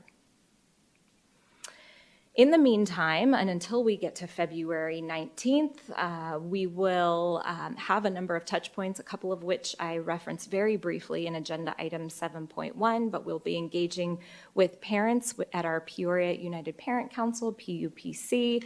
We also have an Employee Engagement Council meeting coming up, as well as a parent leader huddle. The information for that just went out here recently to encourage any parents to attend, and we'll be leading them through some engagement opportunities relative to both opportunities, both our budget as well as the closure. And so we'll be sure to distinguish between the two of them. That window will stay open all the way through that public hearing, and I'll talk to you just a little bit more about what to expect at that public hearing and community forum. We just had a walkthrough with Cactus High School to begin the planning for that. For those that are unable to attend, it will be live streamed for our community, and then of course the community would be able to play that back. But those who are in attendance can expect the meeting to be formally called to order by our governing board president, our opening exercises. We would then have a presentation or overview of the proposal. So we want to make sure anyone who may have missed a past board meeting, it's clear specifically what is being included as part of this proposal. And then from there, the community in attendance would have an opportunity to weigh in. We are suggesting that speakers are limited in their time and that they must be present in order to speak. We'll also have frequent reminders, especially to those that are live streaming. If you can't attend, we'll have the QR code that you could submit your feedback through the board form. So I want to just thank Cactus High School in advance for hosting. We selected that site specifically because of how large the auditorium is at Cactus High School, and it can accommodate our community. So anyone who has an opportunity to attend, and it's not just parents, anyone in our community will be invited to be there. And then moving on, following that meeting, we have our Faith and Community Council, and we'll be engaging them to provide some feedback. You'll also see interspersed there, we do have a couple of governing board meetings along the way, so certainly we've got the public comment both at the front and the end of our governing board meetings. If anybody wanted to provide public comment to the governing board, there is opportunity to do so. We've got our business council that kind of rounds out the month, and then that takes us into March 12th, which could be that potential vote. At our last meeting, we mentioned the opportunity to provide tours. Prior to that February 19th hearing, we want our community to have an opportunity to see the schools. So as you'll recall from the proposal, the students that are currently attending Kachina, the proposal includes that Kachina Elementary students K through 6 would attend Canyon Elementary School. We want to invite them to come and see Canyon Elementary School, and so we want to thank Mrs. Balthus for scheduling a tour and an opportunity for families and students to be there and check out that campus. Also, the proposal includes students that are currently attending Pioneer Elementary School. It's proposed that they would attend Foothills Elementary School. So we've got date and time listed there for any of those families to go and visit with Mrs. Stillman and Foothills Elementary School. And then finally, for 7th and 8th graders that are proposed to go to Cactus High School that would become a 7th through 12th grade model, we have an opportunity for them to experience Cactus High School, see the space, learn more about the programs at Cactus High School, all in advance of that public forum, which takes place on the 19th. So it was important to us to schedule those. I want to share just one additional, well, I'll advance to this slide, I suppose, as I'm sharing, but one additional communication touch point specific for our 7th and 8th graders that they'll be receiving some communication following that parent tour.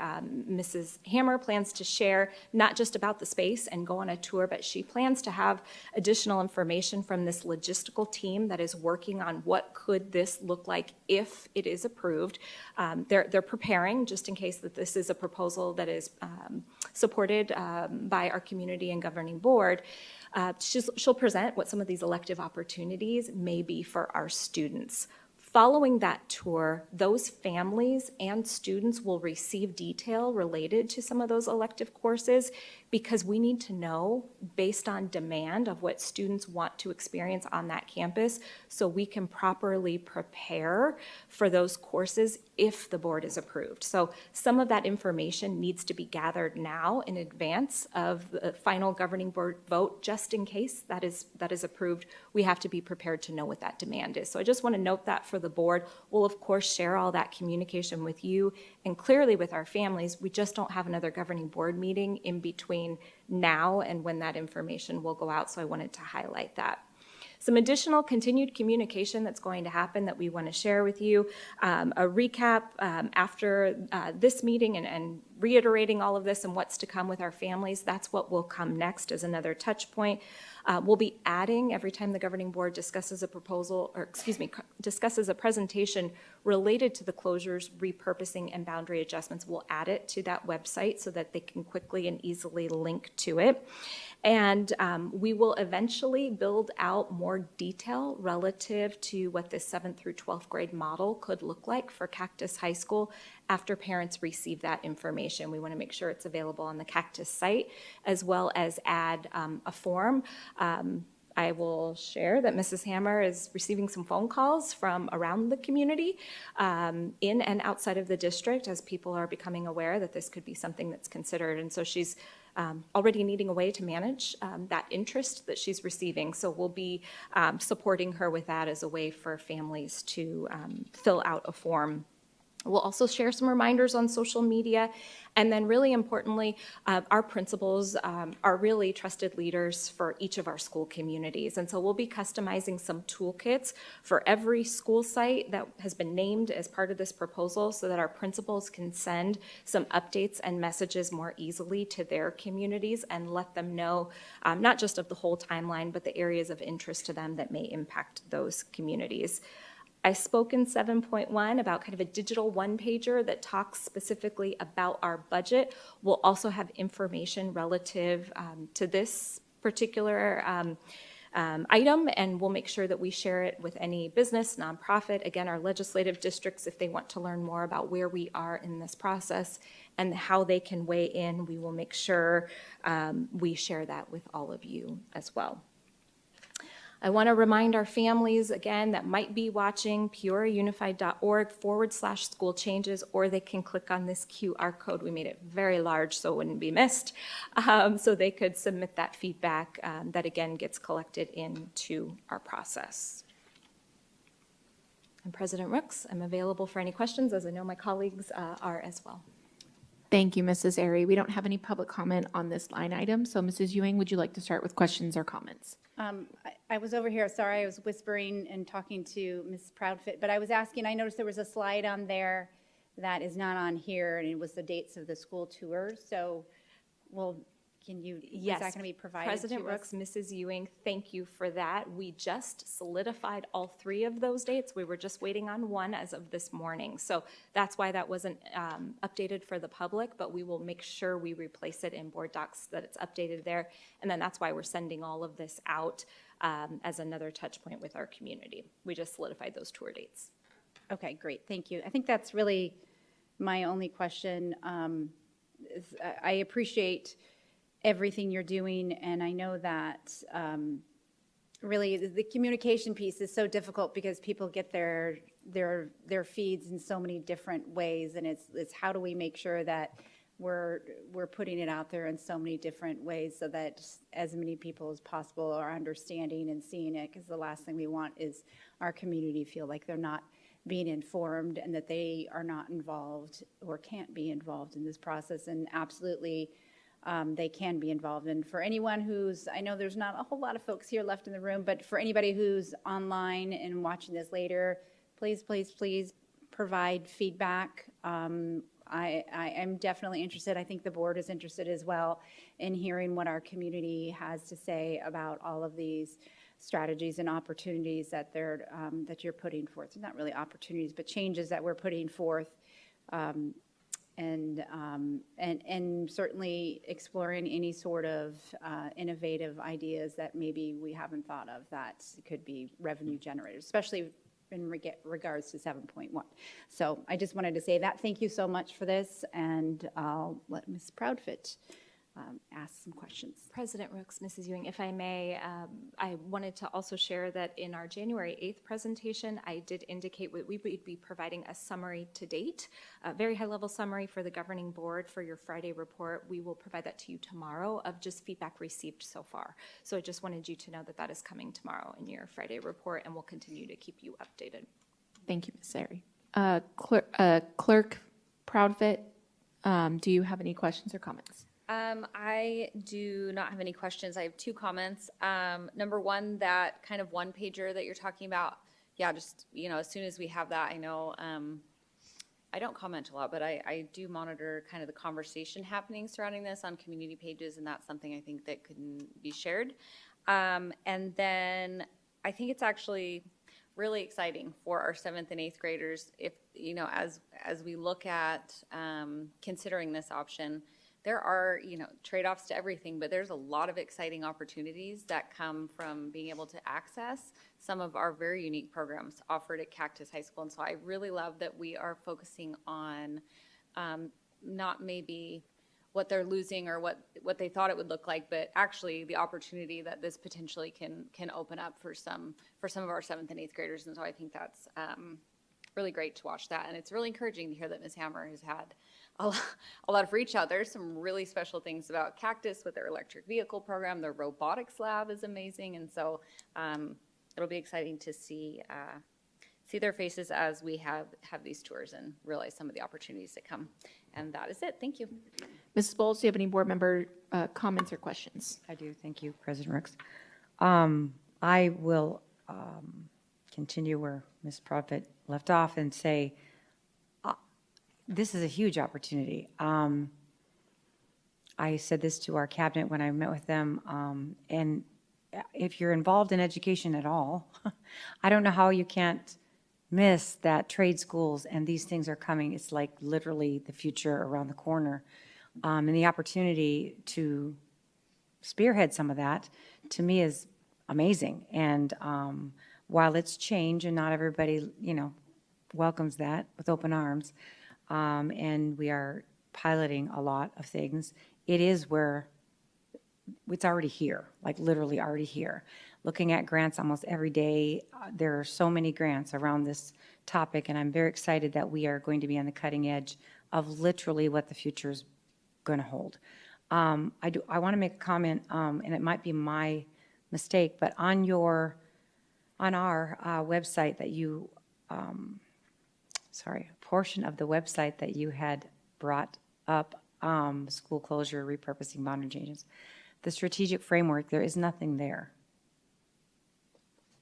Do you know what I'm talking about? The website the portion of the website on the portion of our website for school closure that you From gave? this website, Mrs. Yes, Bowles? thank you. Yes. Where it says strategic in blue, where it says strategic framework, there's nothing there. Oh, when you click that link, it's not taking you to Correct. the strategic. Oh, we'll be sure to double check. I just didn't know if you hadn't put it in there for reasons that, maybe you were still getting data. I didn't know, but I just wanted to let you know that. I also want to say thank you. This looks amazing. And I not one to always look back, but I will say there was a time when I was running for school board, and I was talking to an attorney on the East Coast, and I didn't know he was just going to automatically bring up our website. And I'm talking to him, and he's looking at our website. I didn't know he was, and he's like, your website needs to be updated. And he was absolutely right. So I know this was a lot of work. And again, leading with excellence, I have to say, I honestly don't know any other school district that's going through this much detail for our families and our students and our teachers. And I have to put that shout out, because I would love for you to show me another district that is doing this much work to make this happen, what's best for students, teachers, families, community. I'm very proud of that. And, kudos to every single one of you that have put a lot of hours in, because this didn't just happen, osmosis. So thank you. I don't think I have, I do want to bring up something, one of your continued communication points of principal toolkits. We did get, and we have gotten, and I hear every one of you that's stood in the podium say, this is a proposal, this is not a decision that's already made. Can you reiterate that to your principals, please? Because we're getting feedback that teachers are being told, now it might not be them, I'm not going to just blame them, but one particular, they did say it was administration. Sometimes you have to repeat it and repeat it and repeat it and repeat it for people to understand, and I get it. There's legal timelines, there's a lot of things that we don't, nobody wants to know about, but I know we have to, adhere to in the boardroom. But if you could just reiterate that to principals, that would be great. Thank you. President Rooks, Mrs. Bowles, thank you for that feedback. I think that's important to share and to lift up because there is a tremendous amount of work that is happening right now, even prior to a decision being made. So while no decision has been made, we are fast approaching the end of the year and the start of the new year when these changes, if approved, would be implemented. And so teams are working quite literally all the time on logistics and what ifs. And so we'll make sure that as we're having to have outreach to different groups that are part of that work, that continues to be a drumbeat that they share, that we're doing this work in preparation for on some of these changes. So thank you for sharing that. And also thank you for the feedback relative to the website. I will make sure that the team receives that. Yes, thank you. And I will add that being proactive is not something that our culture even does, right? We're more reactive, and this 100% is being proactive. And I can't say enough about that. I don't think another school district, really even in our nation, is looking at this as closely as we are. Thank you. Mr. Toby, do you have any comments or questions? No, thank you for this, Mrs. Airy. Appreciate the effort and the work, but I don't have anything substantive to ask, so thanks. So I just, couple notes here. I don't know if we can look at posting the tours, the dates on Facebook, because I know a lot of people, Facebook, community groups, if we can post those dates. And then just what do we look at with pickup and drop-off if that moves forward with a 7th through 12th grade model at Cactus? Like, have we talked to transportation? Because I know like there's a lot of traffic on Cactus Road pulling into the parking lot, so I'm just kind of wondering on that as well. And then just if there's a way to, because I know Dr. Hernandez, you have looked at Chandler Unified and their model for 7th through 12th grade. So I just don't know if there is a way to utilize that with some type of interactive visualization for families so that they can see that it's already being done in a different district and what does it look like? Because I'm more of a visualization learner, so there's the learner in me, Dr. Hernandez. So I don't know if that maybe visualizing what does it already look like in Chandler Unified School District, just to kind of appease the parents, because I know it's a big change if this moves forward, and there's all these questions. So I just kind of wanted to see if that's a possibility.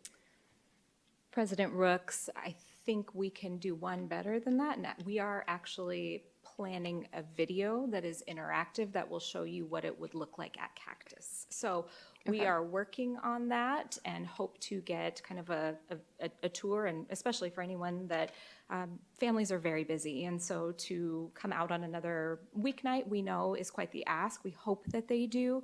We hope that they will come meet Mrs. Hammer, her team, and be a part of the COBRA experience to just see and be able to ask questions and understand what that could look like. But for those who cannot attend, we do hope to produce a video.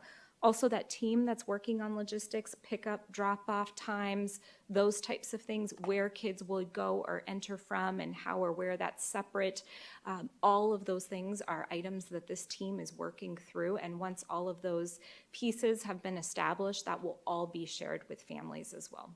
Okay, thank you. I appreciate it. And then just one last quick thing, slide 7, the school closure, repurposing, and boundary changes.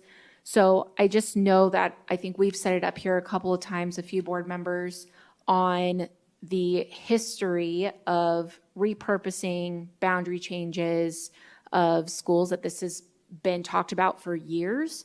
And so what I'm worried about, because I see a lot of people thinking it's because the M&O failed, that's why we're doing this now. So the language where it says that the district is in a financial position based on the very real impact of a failed override election and declining enrollment. So I don't know if we can rephrase that it's not like this discussion has been happening for a few years prior to this board, if that makes sense. I think we can bring more clarity to that sentence. Okay. So we'll take a look at that. Okay, thank you. I appreciate it. And that was the only other question I have. So if no further questions, thank you, Mrs. Airy, for your presentation.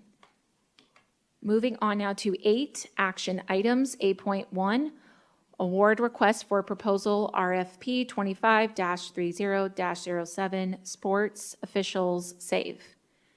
And we have Mrs. Marcy Rodriguez.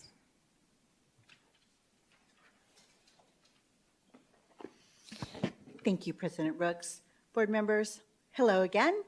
And so this is the business portion of the evening. So we have a request for proposal that the governing board had authorized us to go out and solicit some bids from different organizations. And this just so happens to be for sports referees as we talk about elementary sports this evening. And so I would recommend that we approve this multi-contract award. It is a SAVE contract, which means we will be allowing other districts to use this contract as well. As we piggyback on other districts' contracts, it's nice when we return the favor, because there's a lot of work that goes into these proposals. I would like to thank Leslie. She is our Director of Procurement. She's been in front of you before, and her team does amazing work to put all this together, but it's a lot of work. So we thank her for all of that and making sure that we're getting the best vendors and the best price.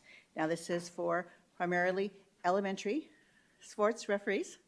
And so we talk about, okay, well, if that is something that we're going to move forward with in next year in one of your proposals, do we still need these referees? The answer is yes, we do, because we still have sports for the balance of this year that we need to have referees available for. We are pushing the $100,000 threshold, so that's why we're bringing this in front of you this evening. Thank you so much for that. Mrs. Ewing, do you have any questions? I don't have any questions, but thank you for always looking for ways to make sure that not only things that can be more affordable for our district, but for some of the surrounding districts as well. So thank you. Clerk Profit, do you have any questions? I just wanted to provide, I really love the SAVE contract situation. It's kind of the Costco of the Costco contracts, but it just provides us with essentially like bulk pricing and being able to share that with other districts. I think it's really, really, really smart. And I appreciate that we're contributing to that and not just taking, we're contributing to the symbiotic relationship of that. And also glad that we're looking ahead so we're not scrambling at the last minute when we make the decision about elementary athletics. We want to be proactive and making sure that we're not scrambling. So thank you. Mrs. Bowles, do you have any questions? Just a couple comments. I don't know when it was in the last few days. I happened to see something on the news, most of which I don't really listen to, but this happened to be around this topic, and it's becoming a hard to fill position, believe it or not, because of parents that are a little crazy on the field. So FYI, but I too am I love how SAVE, how we use that to, how do I say it? Get the best bang for our buck, and also that we are sharing with other districts. I think, honestly, in a lot of areas, thinking outside the box, I think if we shared a lot of things amongst districts, we probably could save each other money and families and everything, but that's, if we had I had a magic wand or something, I don't know. But that's all I have. Thanks. Mr. Toby, do you have any questions? No, just thank you, Mrs. Rodriguez and Mrs. Barwick. Appreciate the work you guys are putting in for these contracts. Yeah, thank you, Ms. Rodriguez and Ms. Barwick. I appreciate all the hard work that you're doing and trying to come up with ways to help us in our budget savings. So I appreciate all the hard work that you're doing. So with that, I just need a motion on the floor. I'll motion to approve the request for proposal RFP 25-30-07 sports officials to TriStar Sports Officials for a multi-term contract award for 1 year with up to 4 annual renewals. This contract will be a strategic alliance for volume SAVE cooperative contract. I'll second. Ooh. Okay, I guess refereeing, right? So Mrs. Ewing, so second, for Motion made by myself, Azure, seconded by Mrs. Ewing. And if you could run us through a voice vote, please. Mrs. Proudfit, Yes. Mrs. Ewing, Yes. Ms. Bowles, Yes. President Rooks, Yes. Mr. Toby. Yes. Thank you. Motion passes with 5 yeas. Moving on now to 8.2, award for invitation for bid, IFB PUSD 26-31-04, parts, supplies, equipment, and repairs for food service equipment. Ms. Rodriguez. Yes, thank you, President Rooks, members of the board. This, again, is an invitation for bid, so a little bit better, a little bit different than a request for proposal. So we go out, if you look at the background on this, we ask 116 vendors to respond to this. We actually only received 4 responses. So this goes back to the conversations we've had in the past of how do we get vendors to respond to our proposals. So we're working on the different options for that. But it's not for lack of trying. I just wanted to make that point to the board. And so in reviewing their proposals, we look at this is a pricing. Here's what they have to offer. There's similar types of equipment, similar types of parts. We compare all of those. We go through a process of evaluating. And in our process for evaluating, we are asking that the board approve 3 vendors for us to use for this particular area. And that would be Arrowhead Superior, Bossy Equipment, and Parts Town. Thank you. Do we have any questions or comments, board members? No? Okay. Oh, Mrs. Bowles, yes, go ahead. I just have a quick question. When you ask all of these vendors, is it public knowledge what each one is paying, and do they see that? Like the competitiveness of what each one charges? Does that make sense? Yes, thank you, President Rooks. Member Bowles, they do not see the bids as they come in, but we open them, and these are public documents. So if they were to request to come in and see, we would have to allow that. Only upon request, then it's not like a Correct. public? Okay, all right, thank you. That's all I have. So if no further questions, I just need a motion on the floor. I will move to award invitation for bid PUSD 26-31-04, parts, supplies, and equipment and repairs for food service equipment to Arrowhead Superior Refrigeration Service LLC, Biassy Equipment, Inc., Parts Town LLC. This will be a multi-term contract awarded for 1 year with up to 4 annual renewals. And I'll second. So Azure, we have a motion made by Clerk Proudfit and second made by Mrs. Bowles. And if you could run us through a voice vote, please. Ms. Bowles, Yes. Mrs. Proudfit, Yes. President Rooks, Yes. Mrs. Ewing, Yes. Mr. Toby. Yes. Thank you. Motion passes with 5 yeas. Moving on to 8.3, easement for public water line, City of Peoria. Mrs. Rodriguez. Yes, thank you, President Rooks, members of the board. This, the City of Peoria is asking for a small easement into our property so that they can monitor a new water meter that we are putting in for the addition in Liberty High School. This is very commonly done. It's called an easement, and it just gives them access to be able to go in there and service the water meter that we are required to put in there to support the new building. Thank you, Ms. Rodriguez. Board members, do you have any questions or comments? I have a quick question. I'm assuming that the easement doesn't interfere with any of the sporting fields or anything like that that we have. That is correct. It's just a little bit in the, it's just a small portion of what they need to access. It won't interfere with parking or any of our sports fields. Okay, great, thank you. Have we considered charging the city $20 million for the easement? I'm telling you. I mean, we're only charging $1. Just 20 million more and all of our problems are solved. It's okay. Would you like me to answer that I think question? they will laugh. I think Mayor Beck will laugh at that, so it's okay. Yes. Go ahead, You Ms. say though, Rodriguez. if you don't ask, you can't get, no, I'm just kidding. Thank you, President Yeah. Brooks. Member Profit, I would love to be able to ask for that, but this is to benefit to our property in our addition. So I think as a courtesy, allowing that access would be my recommendation. Thank you, Ms. Rodriguez. So if no further questions or comments, I just need a motion on the floor. I'll motion to approve easement for public water line as presented. I will second. So Asher, we have a motion made by Mrs. Bowles and a second made by Clerk Proudfit. And if you could run us through a voice vote, please. Mrs. Ewing, Yes. Mr. Toby, Yes. Ms. Bowles, Yes. Mrs. Proudfit, Yes. President Rooks. Yes. Thank you. Motion passes with 5 yeas. Thank you, Ms. Rodriguez, for the last 3 items.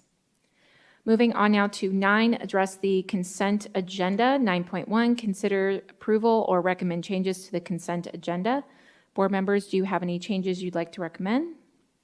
I just have one comment, if I may. Yes.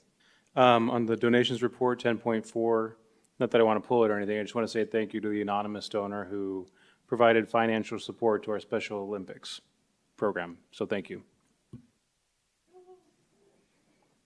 All right. So if no further, we just need a motion on the floor.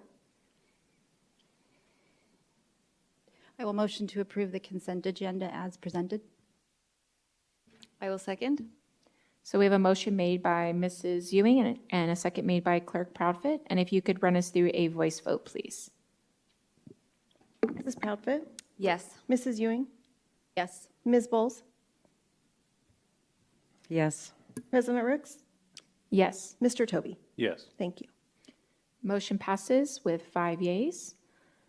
Moving on now to 12, closing call to the public, 12.1, request to address the governing board regarding matters not included on the agenda. We do have one, so you will have 3 minutes.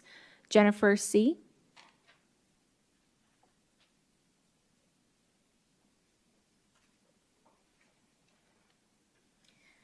Good evening again, President Rooks, members of the board, cabinet, guests that are still here. I wanted to come up to speak to the email that was sent out today to staff asking about some ELA curriculums. I was really appreciative of the chance to provide feedback and whatnot, and I really wanted to speak to one specific program that I think would be sad to see go, especially as a kindergarten teacher. But I need to put that aside. So if there's a way to give commentary to that, because it was just like multiple choice, click, click, click, and there was no comment box to explain why we supported or didn't support a curriculum piece, that would be really helpful. But I would be remiss if I didn't address something that was said tonight regarding our district or our state being second in the nation in education. I had a mentor tell me, assume the best and bless back. And so I think that maybe this was just a misstated fact. But Arizona is not second in the nation for quality of education. It is second in the nation for school choice and ESA vouchers. That is correct. Even though we hit the $1 billion line as of the end of 2025, we are still ranked between 48th and 51st in the nation, depending on which report you read. When I stated about lobbying earlier and ESA vouchers, I'm not talking about the one-offs. I fostered kids for 4 years, and we used ESA vouchers. They were available for kids with disabilities that had IEPs and needed additional resources. They were available for kids in foster care. They were available for military people. That's not what I'm talking about. Of that $1 billion, between $750 million and $800 million was taken out of public funding and moved towards students that were already in private schools. So all of that money is there. And we're talking about being leaders in the district. Why can't we be leaders in changing that legislation and advocating and using relationships that we have in our state that we're board members here in PUSD to say, hey, let's make this right. Partnering with other districts. That was my point. And as Dr. Summers said with the override plans, we kind of have to do this year and this next year. I believe if we get rid of a lobbyist, we have to have another plan to go and get funding fixed. If you put a towel around a leaky faucet, it's still leaking. It's going to wreak damage. We have to be part of addressing the source of the problem. Thank you. Moving on now to 13, informational reports. 13.1, report on upcoming meetings and events. Mrs. Airy? President Rooks, members of the board, I know we've talked about a number of these events already this evening. The one that I don't know that has been mentioned, I do just want to highlight our District Honor Band concert that is coming up for elementary and high school on February 7th at 2 p.m. And so just a shout out to all the students that will be participating in that and the incredible arts educators that are leading that work. And President Ricks, if I may, one additional item. In addition to what we have in front of us, and we know that there's a lot going on, I do want to request formally, based on a board member inquiry, that we do hold an executive session for February 12th. I'm proposing 4:30 as just a time and quick calendar check prior to the regular board meeting, at which time administration will provide an update regarding an employee matter at Centennial High School, including receiving legal advice on the status of an investigation and resulting next steps consistent with statutory requirements. I just wanted to call that out, please. Thank you, Dr. Summers. Thank you. Thank you, Mrs. Airy. Moving on to 13.2, legislative, state, and local updates. Ms. Rodriguez? Yes, thank you, President Rooks, members of the board. So the legislature is in full force. There's lots happening, lots of bills. I have counted 95 bills that have been proposed that are related to education in some way, shape, or form. Now, we know not all of those will actually get to the floor. They still have to get through committee before they get to the floor for votes. But we will be watching these. There's several on there in regards to ESAs. Some of them about whether public schools can charge ESA students. So we'll be watching those very closely and bringing back updates to the board as these move through the process and look like they are going to be coming for a vote. As we all know, as community members, as leaders in education, we have opportunities to speak to the legislature and let them know how these bills may impact our organization. So I just want to remind everybody in the community and the board, as we are looking at these and looking out for the best interests of Peoria Unified, and as the board has given us direction, we will be bringing that to your attention. Thank you for that update. Moving on to 13.3, district enrollment report for the month of December 2025 is available on our website. 13.4, budget report for the month of November 2025 is also available on our agenda here. 13.5, report on requested future agenda items is also available. Moving on to 14, other business. 14.1, requests for agenda items for future governing board meetings. Mrs. Ewing, do you have any requests? I don't know if this is a request to have our board legal just give us a memo on this, or if this is just something for the district, but I know that there, just yesterday, I saw a couple different, because I checked it across a couple different news outlets, that the President Trump did not go after the appeal for the DEI. So that means that the lower court ruling stands with regards to that there were concerns with both his Dear Colleague letter and his DEI executive order had concerns about First Amendment rights in there and some vague language. So I just want to make sure that based upon that change and with some of the things that we created, whether it was policy or the attestation document, right, that we had, is that what it's called, that we're just want to make sure that there's no risk for the district in anything with that particular change. So I don't know if that's I think it can just come in a report, but I don't know if that's something to be addressed with our board legal or if that's district legal, depending on the whoever holds the liability for that, so.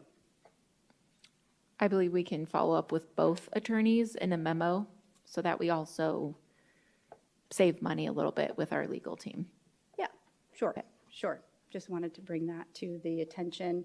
Other than that, I think you, from what I'm understanding, we don't need to go back through and ask for anything that was already requested in those 7.1 and 7.2 as a part of the discussion conversation, correct? President Rooks, Mrs. Ewing, and for the whole board's awareness, Ms. Azure has been actively recording all of those requests. So we do have those identified already. So no, you do not have to repeat those. Okay, great, thank you. Nothing further then. Clerk Profit, do you have any future requests? I sure don't. Mrs. Bowles, do you have any future requests? I do. I want to add something to the DEI subject. And that being said, looking again at hundreds of grants out there, it clearly states in those grants, they will not be given if you support DEI and other things that I won't bring up right now. But I have, and I think Dr. Summers already did this, but I wasn't quite sure. The executive session around the employee, I guess I need more clarification. President Ricks, Mrs. Bowles, so we just want to be clear that based on an inquiry, we are prepared preceding that February 12th meeting to ensure that there is an item relative to the employee matter, specifically at Centennial High School. So, and we would be providing an update on that particular issue at that time, in addition to legal advice for the board's consideration. So executive session will happen around employee and mandated reporting, or the other two employees? So we can extend that to all pertinent aspects of that particular case and where all of those issues are at that particular point in time. Okay, yeah, because my future agenda item would have been pertaining to the one employee and the mandated reporting. So as long as we cover all three regarding those two teachers at Centennial, that works. Thank you. Thank you.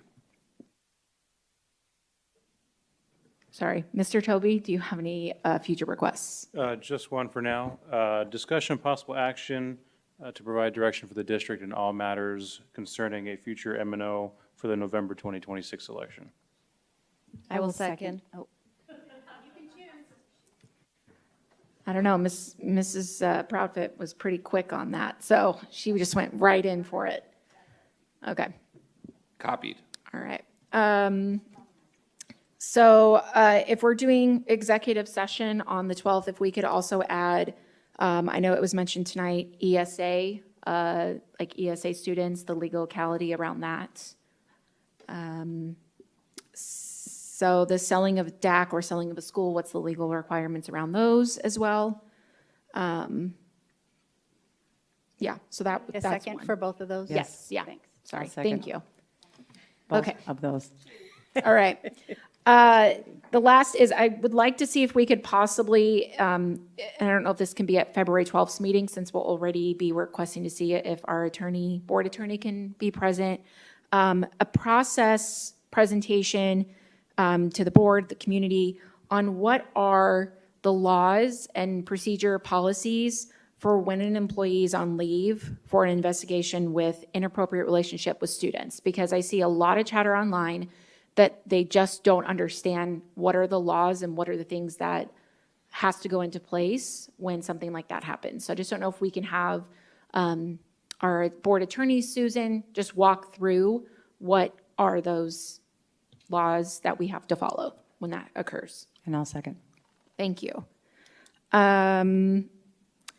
If just possible, when we're coming back, I don't know where we're at with I believe it's Mr. Mike Moss, at looking at boundaries, because I know I had the question last time with our boundaries with Oakwood zoned for Cactus, but not Centennial, and then there were other schools that were farther away from Centennial, so I just wanted to see where that is. And that could be Friday report, but then also future board meeting.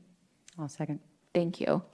And last is just, there's been an opportunity presented to invite our high school students, I believe in the spring, by our Congressman Abe Hamadeh for a fitness challenge. So I just wanted to see if that can be a possibility for our students, and looking forward to that. I will second. Great, thank you. And that is all of my future requests.